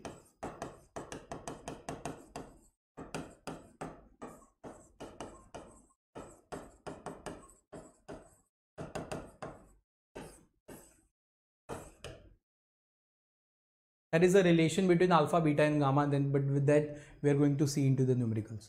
Right, see now the question based on this has been asked into the NEET 2019 paper. Right, now first of all, let's move on to the question, what it states. So this question has been asked in a NEET 2019.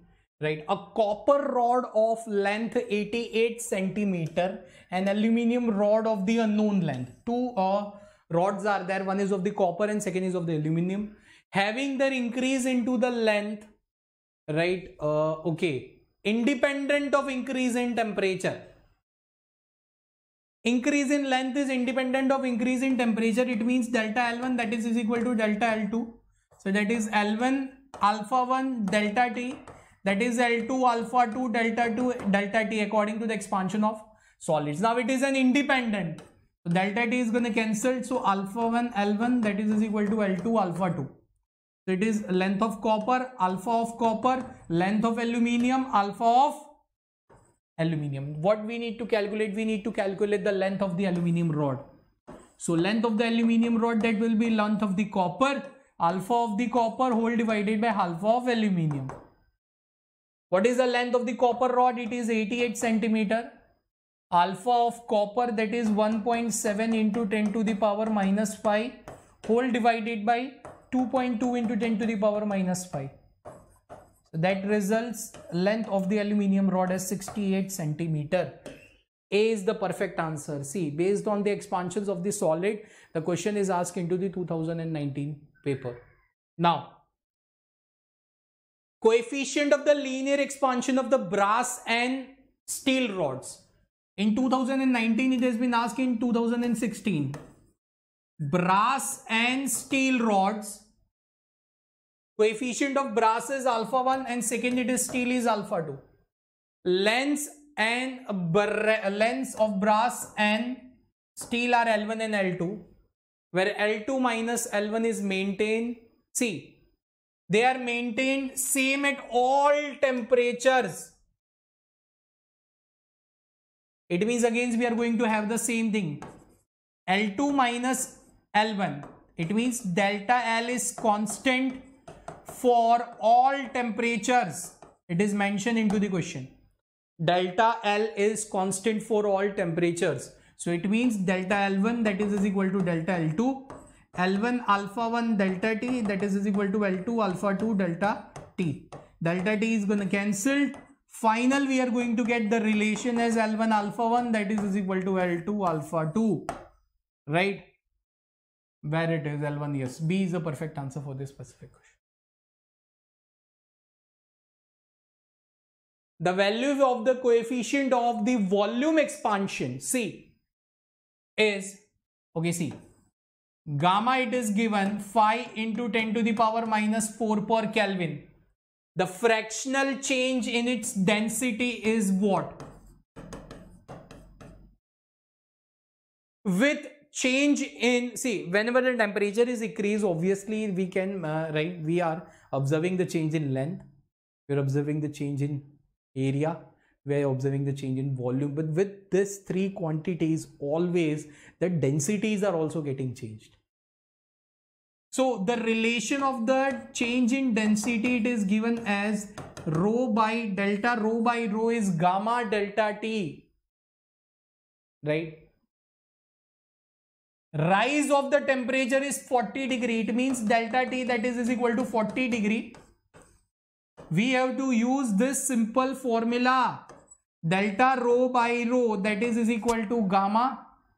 Gamma, that is equal to 5 into 10 to the power minus 4 into delta T 40.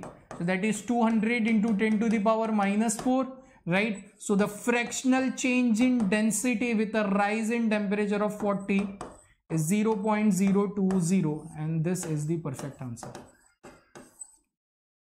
This question is asked in 2015.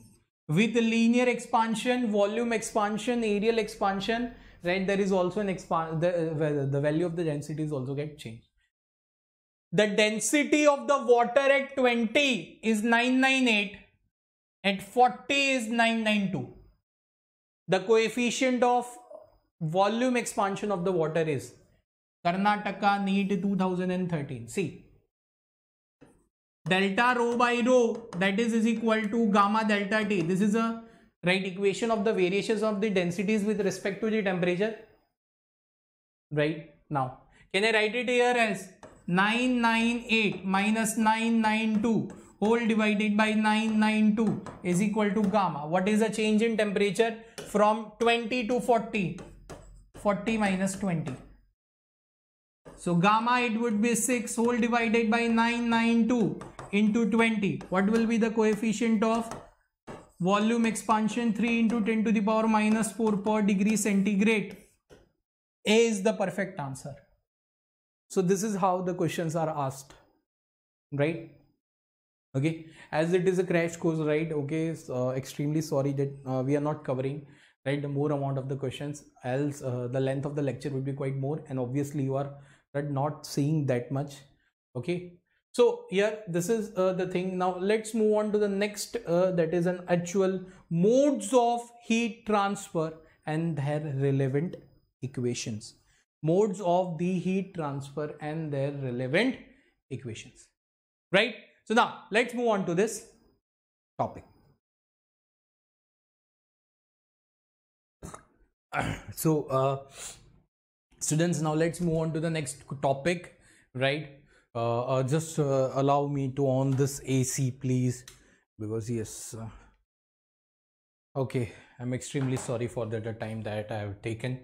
So guys, let's move on to the next concept, right? That is of the modes of the heat transfer. The modes of the heat transfer. See, till now we have seen, right, the heat transfer is going on, right, but still right, one question is remaining. When I show you all the example in front, right, there was a campfire and two rods were kept in nearby it. One was a glass rod, second was a metal rod, right? So conduction in the glass rod, right, and the metal rod differs. So that conduction we are talking about, right, that conduction we are talking about. So in this case, I want to tell you all, right, that modes of heat transfer means till now we have seen the heat transfer, right, is taking place as because of the temperature difference between the two bodies. We have seen into the principle of the calorimetry, right? One is at the higher temperature, second is at the lower temperature. The heat flows from the higher to lower, right, and everything is going on. Before that, we have seen in the fundamentals also, for some to increase the temperature of the specific body, specific heat is there, right? To increase the temperature of some that part, right, we are having the for the state transformation we are having the latent heat. So this kind of things are there, but how heat transfer takes place, till now we were only dealing with the, yes, heat transfer is taking place. With the what is the reason, what is the mode of the heat transfer, how, right, how the heat transfer is taking place between the two bodies.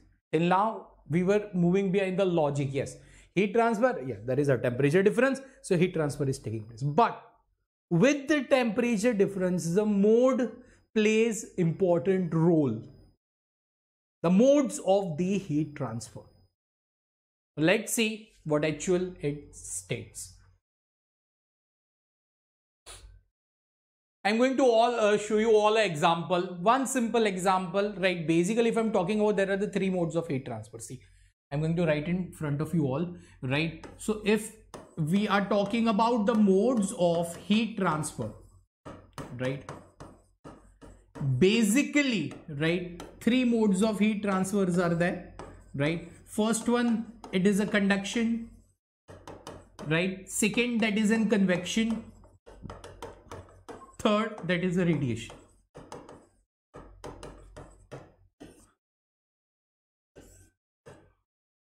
Rather than to explain each and every part, each and every mode of the heat transfer, right, individually, then I'm going to give you all a single example, right, in which we'll explain this three of them. The basic definition, what actual it is, right? So, how many types of modes of heat transfers are there? Three: conduction, convection, and radiation. Now, let's move on to the very basic example. Suppose 1, 2, 3, 4, 5, 6, 7, 8, 9, 10. 10 people are standing in a row. 1, 2, 3, 4, 5, 6, 7, 8, 9, 10. 10 people are standing in a row. Case 1, right? What is our motive? Motive is one wants to transfer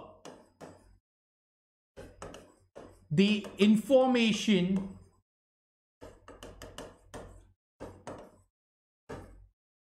to 10. One, what is our motive, right?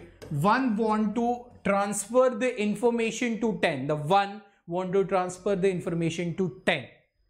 Here, why I've used this word information in directly, it sends to heat transfer.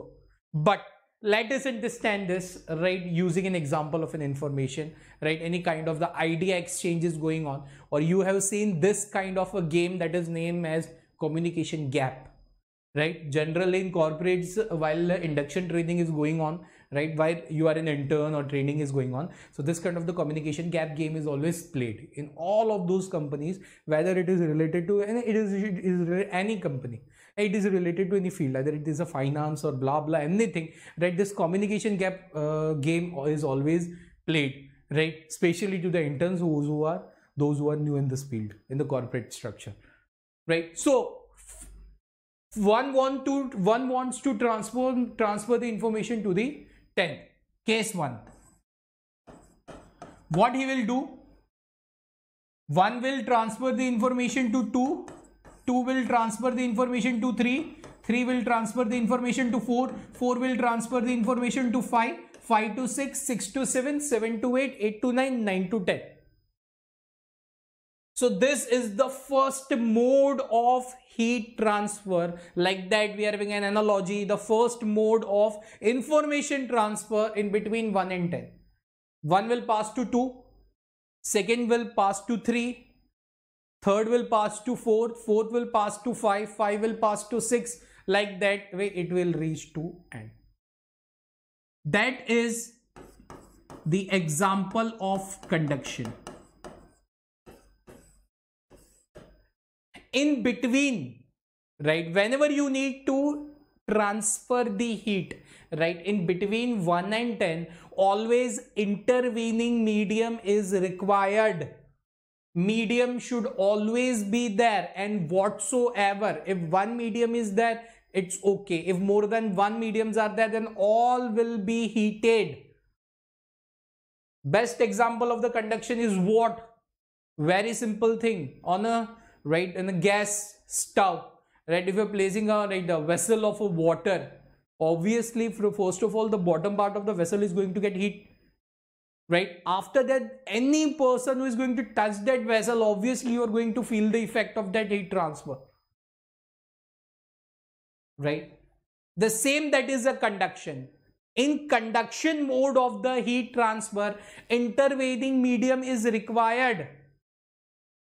Suppose this is a room, right? Okay, if room wants to transfer the heat to one specific object as because of the temperature difference, in between if there are n numbers of intervening mediums, all will get heated. This is the conduction.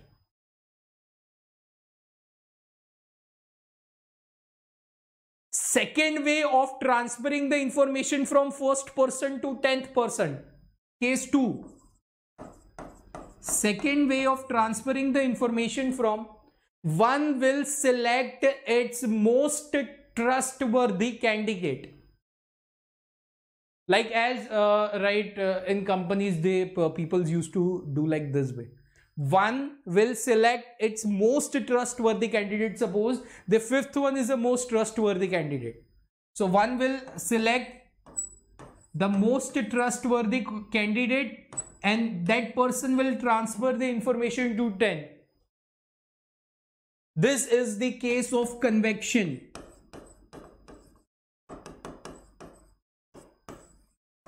To transfer the heat, only one intervening medium is needed. And generally, convection always uses the radiation to transfer the heat from one point to another point. And the best example of this is microwave oven.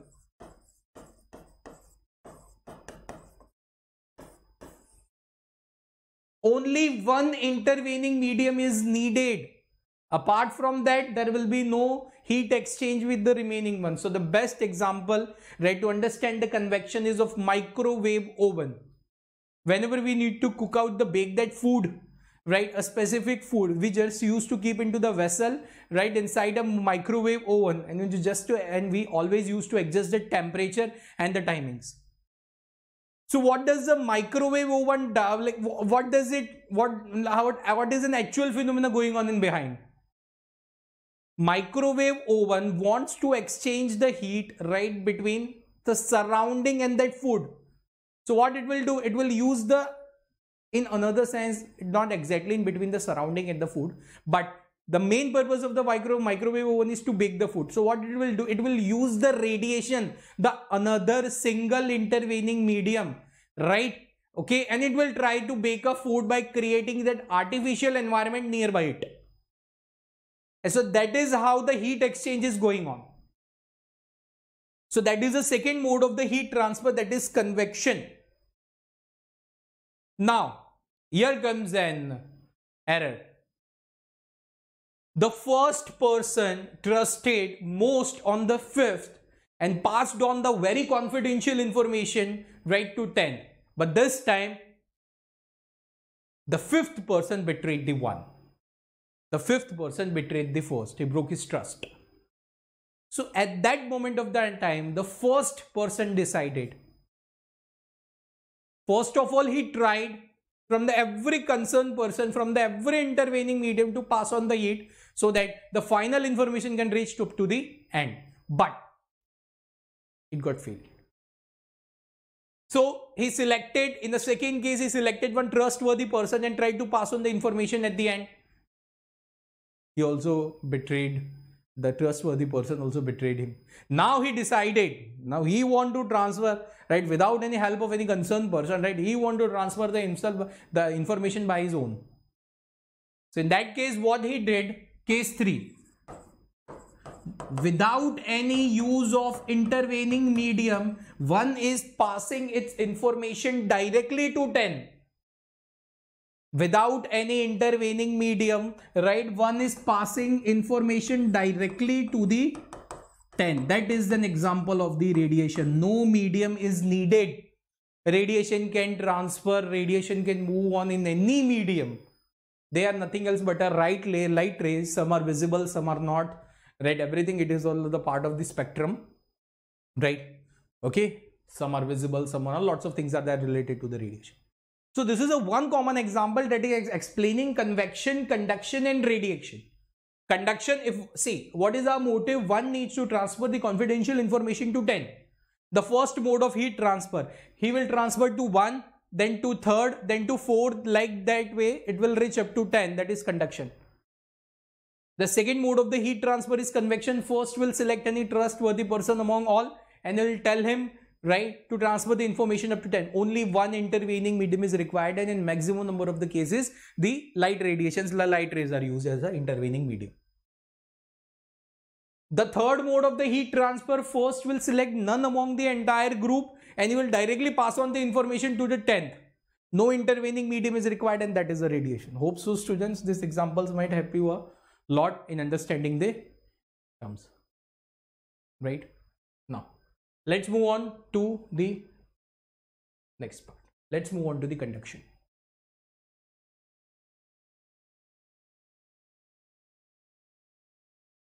What actual the conduction is? Right? What actual the conduction is? See, let's take a very simple example that we have seen into the beginning. There is a campfire and we are having the glass rod. Simple. This is the first end of the glass rod. This is the second end of the glass rod. Between these two ends of the glass rod, there exists one temperature difference. And as because of that temperature difference, right, heat flows. What is the conduction? The capability of an object to conduct the heat as because of the temperature difference. How much this material is allowing, so that as because of this temperature difference, right, the heat can flow from second point to the one point. Is it possible now? How much? It completely depends on my nature, that how I am helping others in their critical situation. That will define, right, how that will define my character, that actually what I am. Conduction.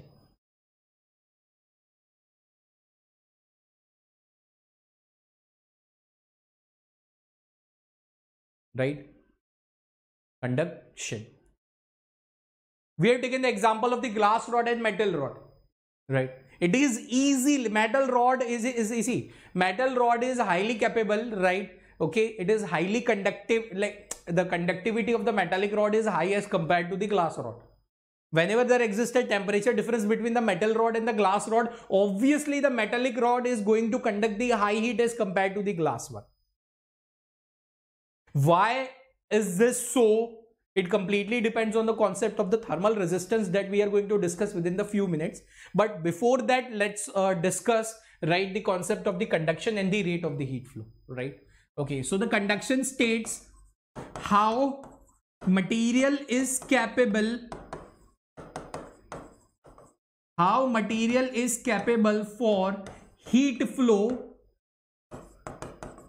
as because of the temperature difference,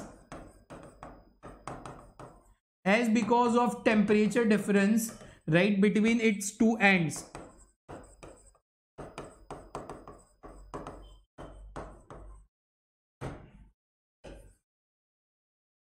As because of the temperature difference between its two ends. That will define its conduction. Glass rod versus metal rod. This will have the high conductivity rate and this will have the low conductivity rate as compared to the metallic rod. Right? Okay. Yeah, I can understand materials are different, but there is something. Suppose it is not a metal rod, it is a rod made up of the steel, things may differ. Suppose it is a rod made up of the brass, things may differ. Suppose it is a rod made up of the copper, things may differ. Why? The melting point of each and every material is different. And completely the conduction depends on how material is allowing. How I am allowing a person to trespass my premises. Question mark. If I am allowing, then I am having the good conductivity rate. Okay, I am not considering whatever amount of the loss I will face in the future, but still, right, as my nature is like that only, I am allowing a person to trespass my own premises. Right? Conduction. The rate of the heat flow. Again, we are taking the same example. Suppose this is the first point and this is the second point. There exists a delta temperature T, right? Okay, between the 2 points. Now here what will happen? First case, right? Okay, the high amount of the heat flow is directly proportional to the change in temperature. Why? Right? The high amount of the heat flow, right, that will be directly proportional to the temperature. The reason for this is high will the temperature difference, right? High will be the temperature difference, highest will be the possibility for an object to attain its equilibrium state. High will be the temperature difference. More the object will try to attain the equilibrium state, and for that, right, it will try to exchange the more amount of the thermal energy. Right. So the high amount of the temperature difference, more amount of the heat flow will take place. It's a very simple thing. High amount of the area, right? The rate of the heat flow is also having the relations between the relations with the area and the length. It is directly proportional to area and it is inversely proportional to length. So final equation, the rate of the heat flow, it is, right, A delta T by L. Right, this is an actual equation, and we are removing the proportionality sign, right? Then the heat can be given as Ka, right, by L into delta T. Ka by L into delta T. Ka by L into delta T. This is what the heat equation of the heat flow. The rate of the heat flow, right? We are defining it as a rate of the heat flow, that is heat flow per unit time, right? So that will be equivalent to Ka, right? If the change is quite small, it is dt by small t. If the change is quite large, Ka by L delta T by, right? So this is what the rate of the rate means. What? At what rate in a specific interval of time, how much amount of the heat is flowing, that shows its rate. I am having a car, I am having a capability to reach Surat in, right, half an hour. So that is my rate. In half hour I can cover 30 kilometer, right? Like my another car, it is having the capability to cover that distance into 45 meters. So that is its rate. So this is the rate of the heat flow. It completely depends on how object, right, the rate of the heat flow, that completely depends on how object is reacting towards its heat. Whether it is conducting or not, whether it is in high state of conductivity or not, right? We can compare these examples, right, to the current, and for that, right, we have seen the example, we are having the examples, we are having the concepts of the thermal resistance. What actual the thermal resistance is, we have seen one example. What? K is directly proportional to area, right, and Q is directly proportional to area and Q is inversely proportional to length, this heat flow. Actually, the thermal resistance is a property, right? This will decide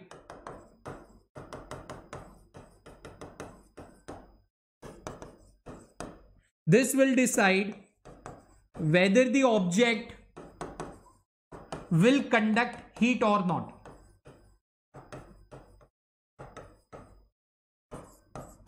The thermal resistance will decide, right, whether the object will conduct heat or not. High the value of the thermal resistance, low conductivity, low will be the value of the thermal resistance, high conductivity. If you have seen into the current electricity, that is equivalent to L by Ka. It is directly proportional to length and inversely proportional to area, right? Likewise, resistance is equal to rho L by A. Resistance is directly proportional to length and inversely proportional to area. Similarly, we are having the concept C. In electrical circuits, we are having the formula, like concept of resistance, that resists the current flow. Here, in an analogy, we are having the concept of thermal resistance, that resists the heat flow. In electrical circuits, that resists the current flow. In this circuits, it resists the heat flow. That is the concept of the thermal resistance. Now here, right, we are going to answer that question. In a campfire, when two rods were there, one was having the high thermal resistance and second was having the low thermal resistance. The metallic rod as compared to the glass one, it is having the less thermal resistance and it allows more heat to flow along it. The name itself states that thermal resistance, what it states? It states that how I am allowing heat to flow through the body. L by Ka, right? In electrical circuits, we have seen this. In this, we have seen this now. In electrical circuits, we have seen the parallel and the series combination of the resistors. And the current was flowing. The same we are going to see here, right? The series and parallel combinations of the rods. the combinations to find the equivalent thermal conductivity, right? Okay, equivalent. So let us take a very simple example. This is rod 1. If two rods are connected in series, right, one is having thermal resistance capital K1, second is having thermal resistance capital K2, right? I think there will be a problem of a symbol. Let's take an example. One is having the thermal resistance of R1, second is having the thermal resistance of R2. Now, if these two rods are connected in series, right, here it is in T1. So first point, as because of temperature difference,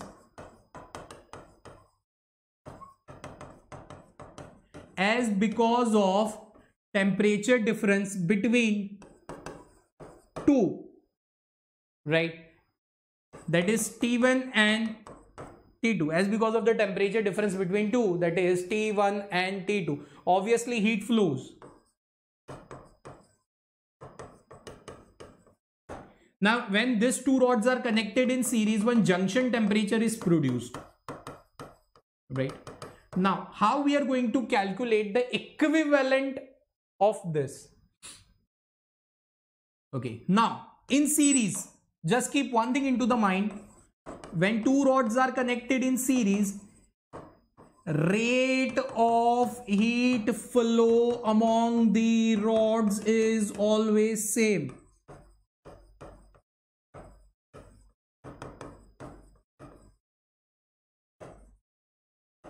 Rate of heat flow among the rods. It means that whatever, see, suppose T is a junction temperature. Whatever amount of the rate of the heat flow is there between T1 and 2, the same amount of the rate of the heat flow will be in between T2 and T1. So it is dH, right, in between T1 and T, that is equivalent to dH in between T and T2. The rate of the heat flow will be equal. In another sense, can I say dQ by dt, right, in between T1 and T, that is equivalent to dQ by dt in between T and T2.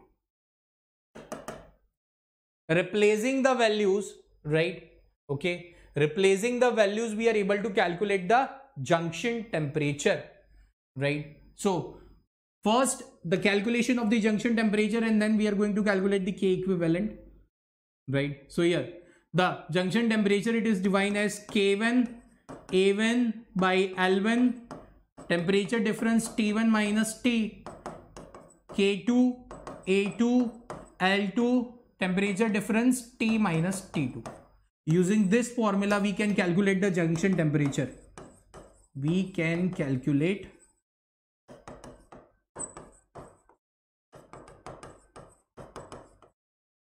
now. How to calculate the effective thermal resistance of this combination? Can I compare these two rods as the two resistors like this way? Of an electrical circuits, one is having resistance R1. If these two are connected in series and rate flow, in electrical circuits current flow was equal, and here the rate of flow is equal. It means R equivalent, that is equal to R1 plus R2. This is L equivalent by K equivalent.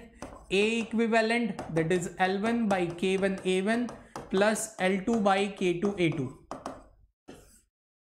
This is the general formula, right, to find the equivalent, right, K conductivity, right, to find the equivalent K, right, to find the equivalent K using this. Now suppose in this case, right, in some of the questions, some identical situations are always there, right? Suppose the cross section area of the both two rods are equal, the length is equal, and lots of things are there, right? So in that case, we are having the special case. We can formulate this thing and evaluate to get the final results. But this is a general formula, L equivalent by K equivalent.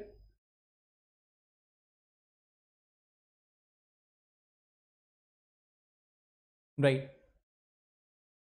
What about when two rods are connected in parallel? Suppose this is a rigid wall. This is rod number 1. This is rod number 2. Right. This is having conductivity K1, area A1, length L1. This is having thermal conductivity K2, right, area A2 and L2. This constant, it is known as conductivity, right? Sorry, I forgot that. Now suppose between these two walls, right, there exists a temperature difference T1 and T2. Now with this, the rate of the heat flow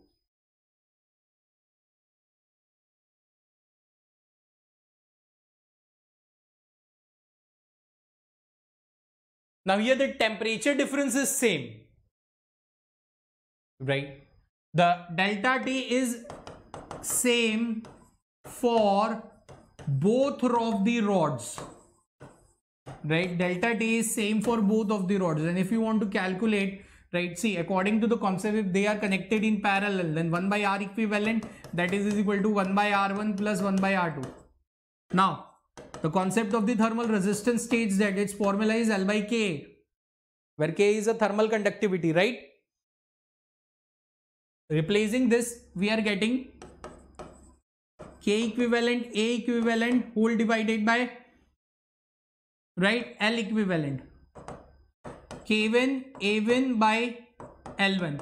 K2, A2 by L2. So this is a general formula, right, to find the equivalent value of the K when the rods are connected in parallel, right?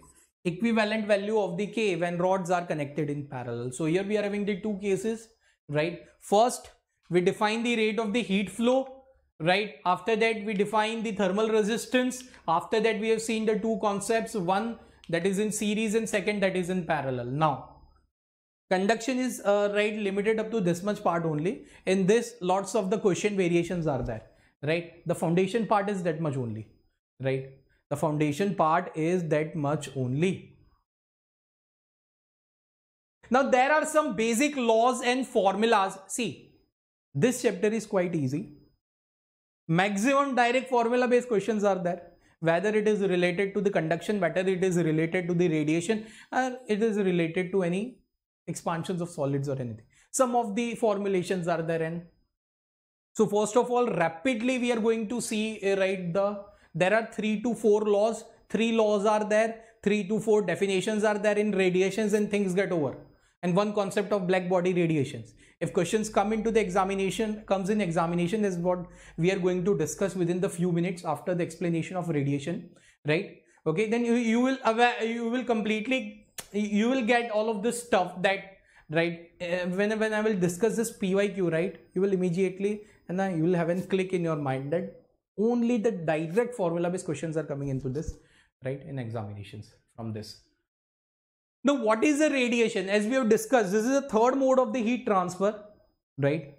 So what actual the radiation is, right?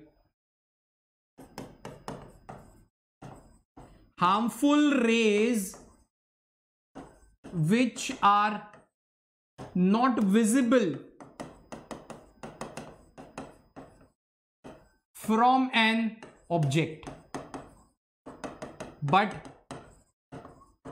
affects highly to the human.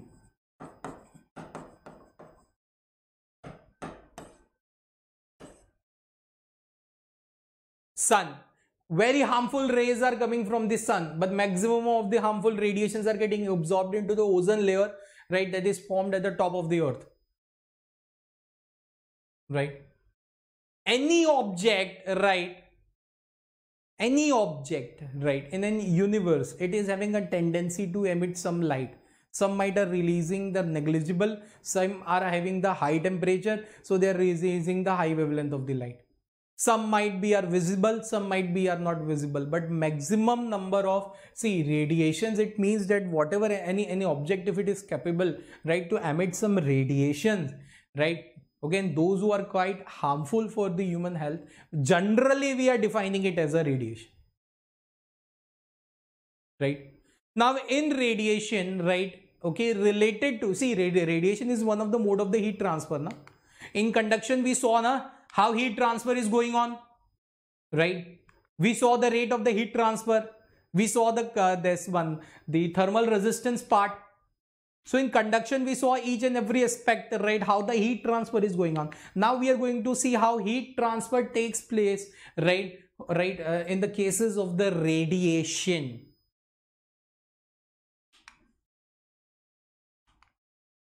Before that, I want to discuss, right, some of the important definitions into the radiation. The first one, that is the emissive power.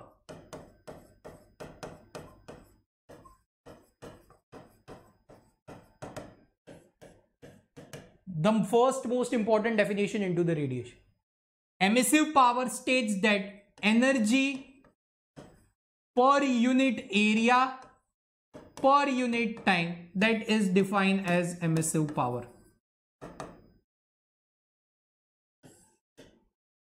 Any object, any body that is having capability to radiate an energy, in another sense, radiated energy per unit area per unit time, shows the emissive power of that specific object. Second definition, spectral emissive power.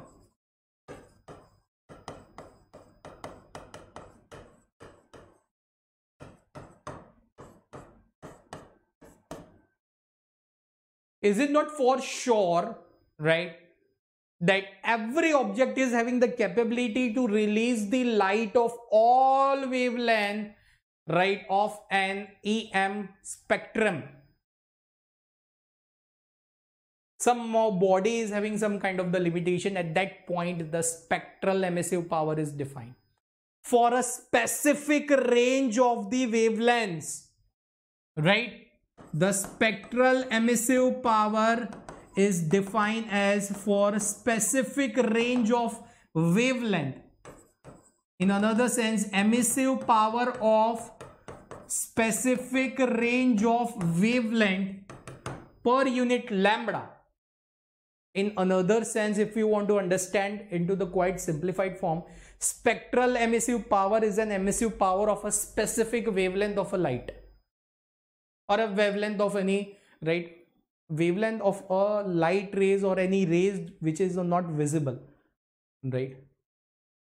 Okay, so first is an emissive power. Generally it is defined for a specific wavelength of in an electromagnetic spectrum. Then it is, right, we are defining it as a spectral emissive power. After that,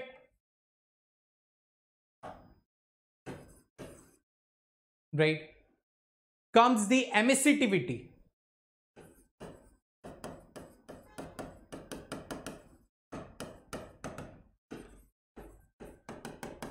Emissivity defines the ratio of, right, the ratio of emitting power of any material, right, how the material is emitting the radiation, the ratio of how, a very simplified manner, ratio of how the material's surface, right, is emitting a radiation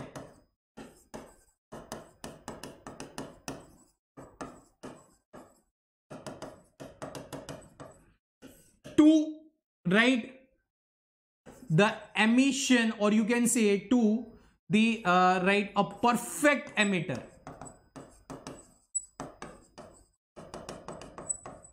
This is an emissivity. For black body, emissivity is always considered as 1. For black body, emissivity is always considered as the 1. Right? It means that, right, a perfect emitter is perfect emitter. Right? Now, what is an emitter? What is an reflectance power? What is an transmittance power? What is an absorptive power? Everything we are going to discuss, right, within a few minutes. But before that, these definitions are must, right? Okay. What is a perfect emitter and everything? What is a black body? We are going to discuss, and 3 laws related to it. Okay. So now let's move on to the next part. Reflectance power, absorptance power, and transmittance power. Let us take an example, right? This is a surface, right? The high value of the Q is incident on it. High value of the energy is incident on that surface. Now it completely depends on the surface, whether it is a good emitter, whether it is a good absorber, whether it is a good reflector. Mirror is a good reflector. When you are standing with the mirror in front of the sun, obviously it is going to reflect the entire enormous, right, the maximum amount of the energy. Is it going to absorb something? Yes, mirror is going to absorb, but it is up to the very negligible amount. It is going to reflect, yes, it is a good reflector. Yeah, mirror is going to reflect the entire maximum amount of the energy. Is it going to transmit something? No, it is a bad transmitter. It is not having the mirror is not having any. Yeah, it can absorb some amount of the energy. It can emit can reflect the maximum amount of the energy, but it can't transmit. There is a difference between if you are transmitting, right, and you are reflecting. Reflecting, it means if X person is giving you something, you are giving to the Y. You are a reflector. Transmitting means you are the source and you are emitting something. So that is a difference. Students always used to get confused in between these two, right? That is the difference. So here, foreign surface, three possibilities are there, right? Either it can transmit the Q amount of the energy, either it can absorb the Q amount of the energy, right? Or either it can reflect the Q amount of the energy. Now what is the reflectance power? The reflectance power, that is equal to R, amount of the energy reflected to amount of the energy incident. What is an absorptive power? Amount of the energy absorbed to amount of the energy incident. What is a transmittance power? Amount of the energy transmitted by amount of the energy incident, right? The summation of this three power is always 1.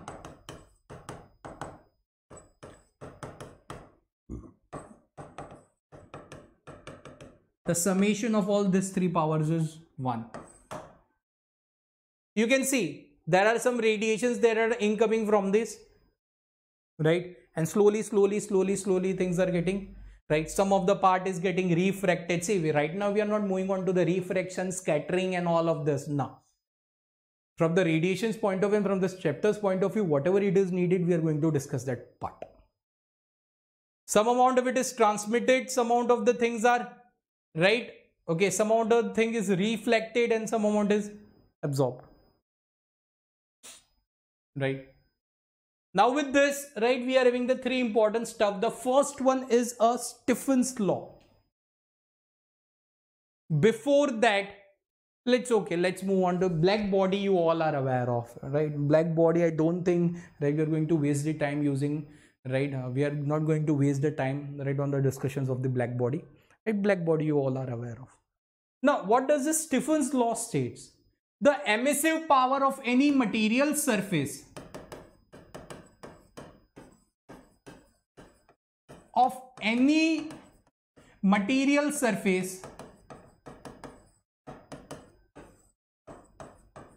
is directly proportional to the fourth power of the temperature. High is the temperature, high is the emissive power. High amount of the energy it is, the material is having the material surface is having the capability to radiate the high amount of the energy. Or in another sense, if it is capable to radiate the high amount of the energy, it means that the temperature of that material surface is quite high. Best example, sun. Sun is having the high amount of the temperature, that's why it is having the high capability to radiate that energy.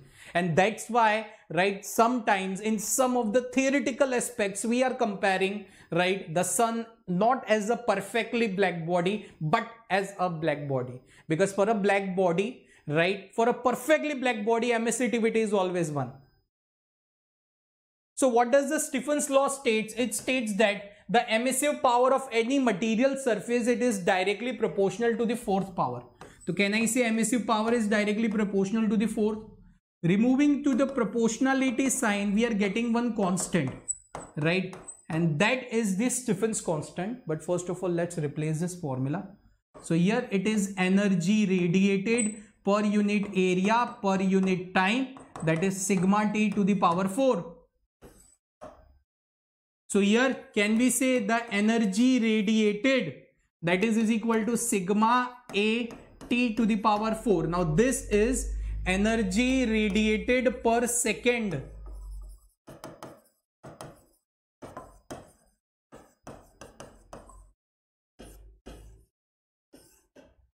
Energy radiated per second. Energy radiated per second. Right. Now this is right for the black bodies. Right. This is for the black bodies where emissivity is 1. We have discussed the definition of emissivity. What does it state? It states the ratio of any emission of any material of surface, or in a summarized in a very simplified form, right? We are comparing the emitting, right, or emission power of any surface to the perfect emitter. That ratio is emissivity. So this is for the black body. But if we are defining the general case, then energy radiated is equal to sigma A emissivity T to the power 4, right? For perfect black body,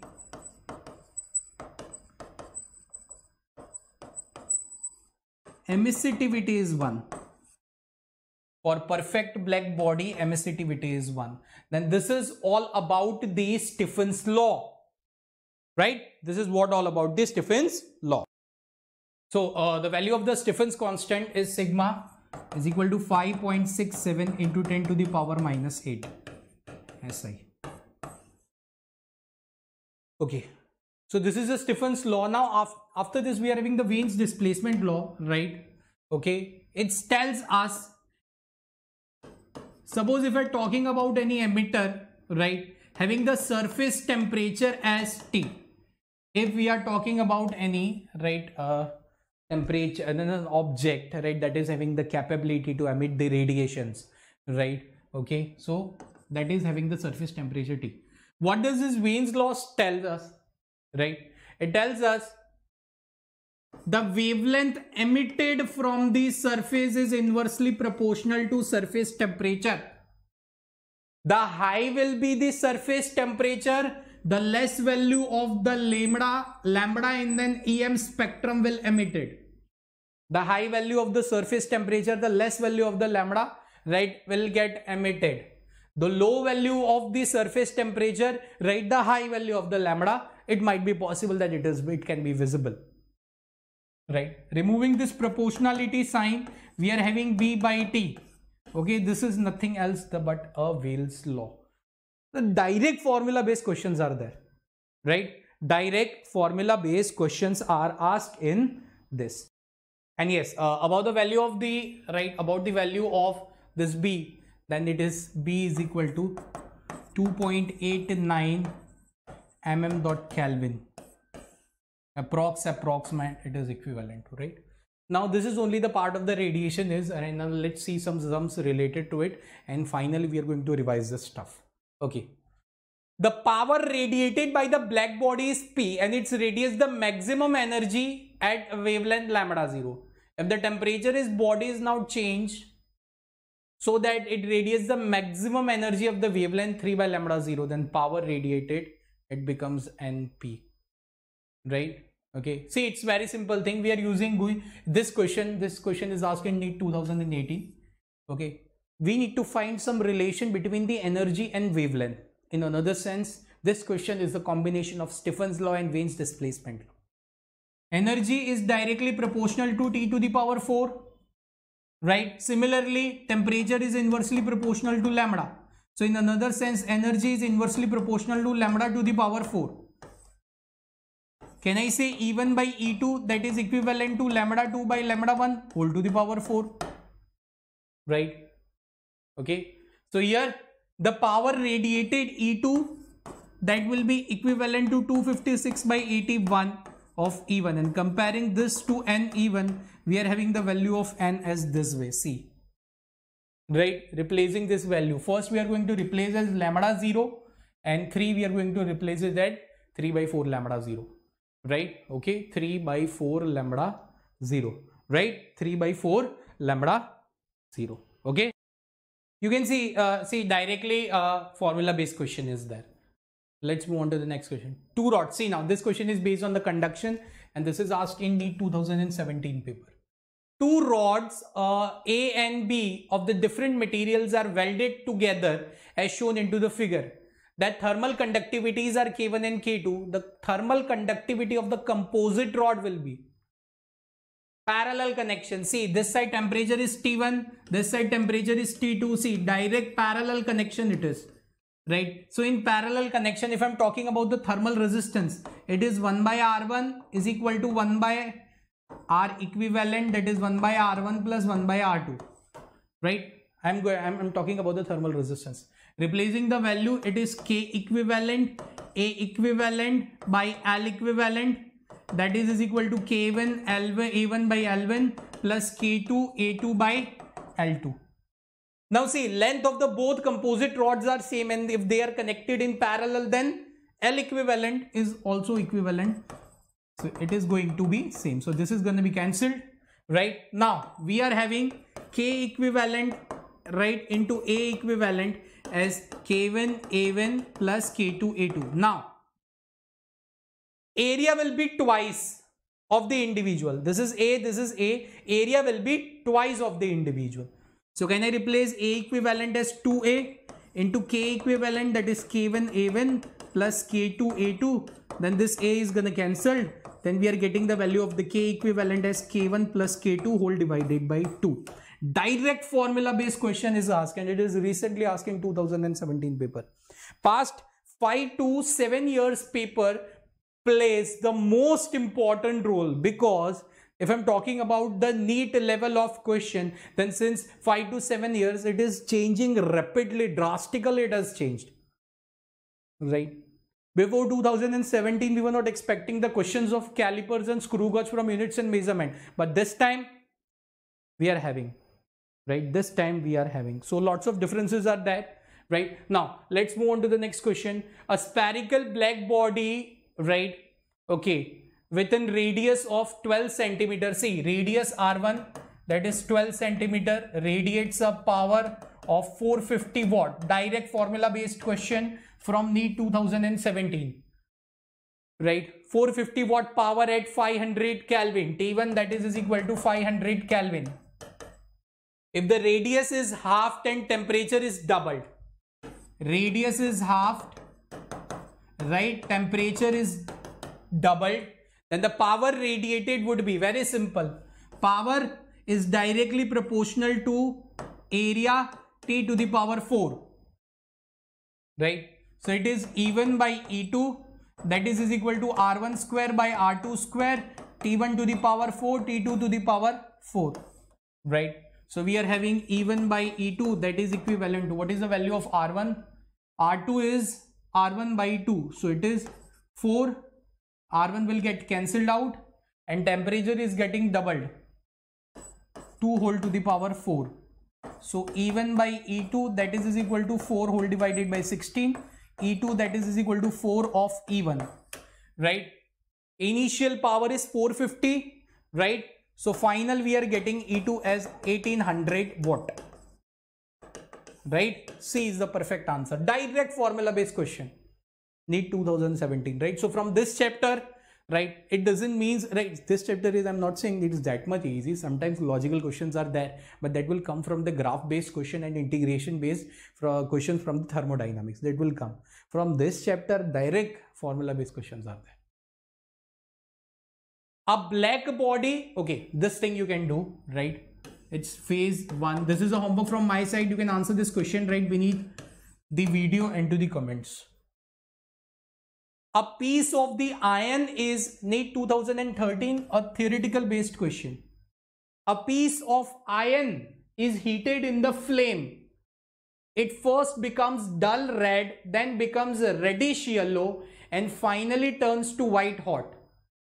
The correct explanation for the observation, it is given by C. Colors are getting changed. It means wavelength is involved. And whenever the wavelength of a radiation is involved with the temperature, see, piece of the iron rod is heated, it means heating, it means somewhere temperature is involved. With this heating, the color is getting changed, becomes dull red, then becomes reddish yellow, and finally turns to white. So with this color, the wavelength of the radiations are getting changed. So with this wavelength and temperature, if this kind of thing is there, then we are having only one law, Wien's displacement law, right? Direct question. A black body has the maximum wavelength lambda 1, that is equal to lambda m, right, at the temperature T1, that is equal to 2000 Kelvin. Its corresponding wavelength at the 3000 Kelvin, or it's a very simple, see 2000, okay, it's very old, but it's okay. Direct formula based questions are there. Sorry, T2 it is 3000, right? T2 is 3000. Right, so in this, lambda is inversely proportional to temperature, lambda 1 by lambda 2, that is equal to T2 by T1. So that is equal to 3 by 2. So lambda 2, that is equal to 2 by 3 lambda 1. Right, 2 by 3 lambda 1. Okay, P is the perfect answer for this specific question.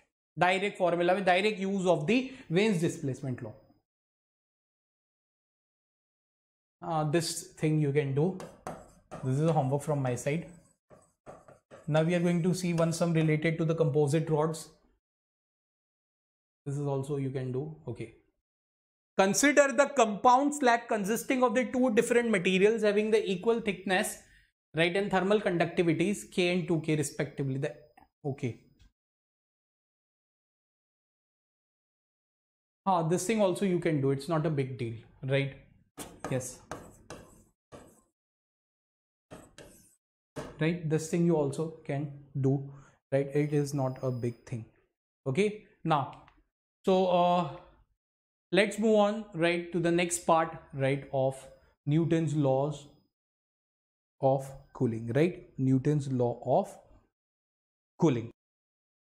Okay, so Newton's law of cooling, like the concepts of the radiation, this Newton's law of cooling, right? Why I kept this, right? Because students face always a confusion in the Newton's law of cooling and the conduction, the rate of the heat flow. That's why I kept this part as a separately. Right? We are having the direct question solving approach, right, into the Newton's law of cooling. Right? First of all, what it states. Whenever the body is exposed to the surrounding environment, whenever the body is exposed to the surrounding environment, right, with temperature T, whenever the body is exposed to the surrounding, right, okay, the rate of the cooling of the body, rate of cooling of body is determined by Newton's law.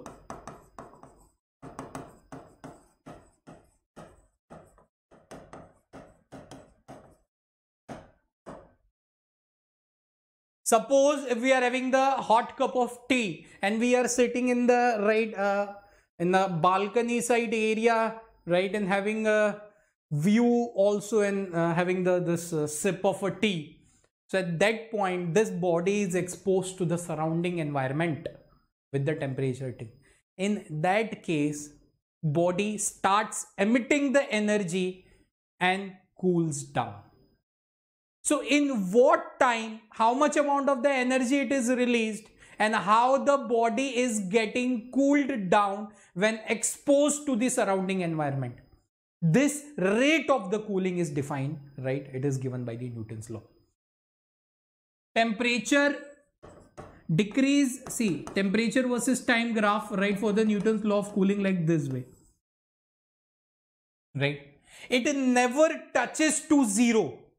No, it cools down. But let us take an example. The rate of the cooling is not like within 5 minutes. If the temperature is getting down by 10 degree, then in next 5 minutes it is for sure it will get the right, it will what we can say, it will be decreased by 10. No, it is not for sure. The graph is not a straight line.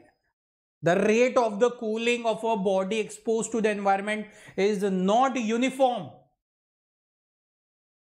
The graph is like this way. And the formula is delta T by T, the temperature difference, is K, the average temperature minus surrounding. How to use this formula we are going to see in this sum. Okay, and there are lots of methods into the Newton's law of cooling, but generally based on one method only we are having, right, the questions. Okay, this is a graph and this is the formula. Now see how to use this formula. One question NEET has been asked in NEET phase 2 2016. A body cools down from 3T to 2T in 10. Surrounding temperature is T. In the next 10 minutes, what will be the new temperature? It means body is 3T to 2T. Body is getting cooled. We are using the formula of Newton's law of cooling, delta T by T, that is equal to K, T of mean value minus T of surrounding. Right? Direct formula based questions are there. Right? Yes, in some of the resources we are having the lots of derivations of it, but practically we are not interested. Right? We are not interested. Okay? So delta T by T, in first 10 minutes, temperature is getting from 3T by 2T into 10 minutes. That is equivalent to K. Here we need to take the average value of 3T plus 2T whole divided by 2 minus surrounding temperature is T. Can I consider this as equation number 1? Yes. Now, in next 10 minutes, temperature falls from 2T to what value? So 2T, let us consider it as a T dash. In the next 10 minutes, so it is K 2T plus T dash whole divided by 2 minus surrounding temperature T. Can I consider the equation number 2? Let's take a ratio of 1 by 2.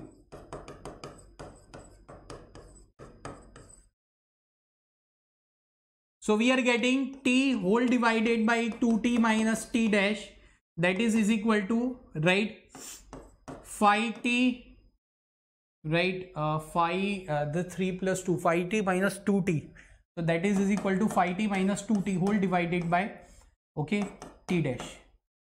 So here we are getting T dash, that is equal to, right, 2T minus T dash, right, into 5T minus 2T. Resolving this, we are getting value of the 3 dash as 3 by 2T. See, I said while explaining the statement, the rate of the cooling of the body is not uniform. In first 10 minutes, right, the temperature is getting decreased from 3T to 2T. And in next 10 minutes, it is getting from 2T. It should be, if it is, the rate of the cooling is uniform, then it should go from 2T to T, na? No.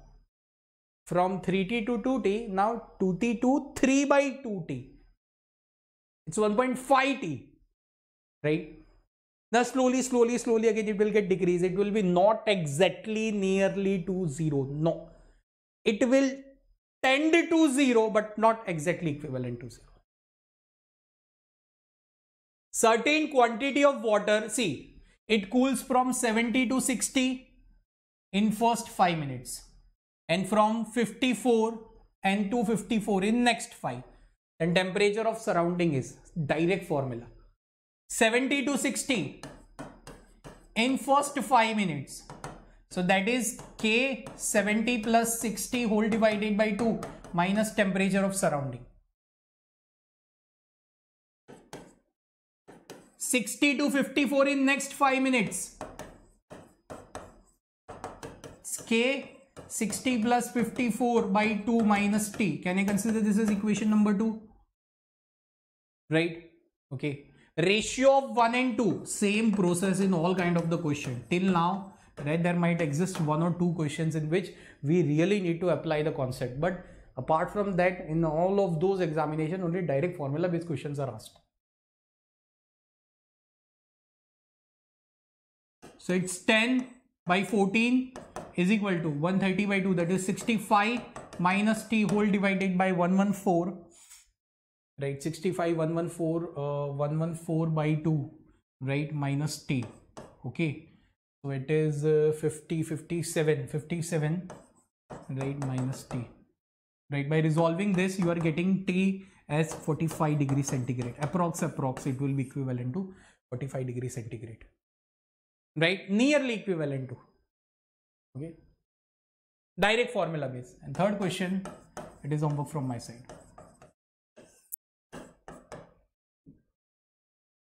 Let's see what we have done right till now.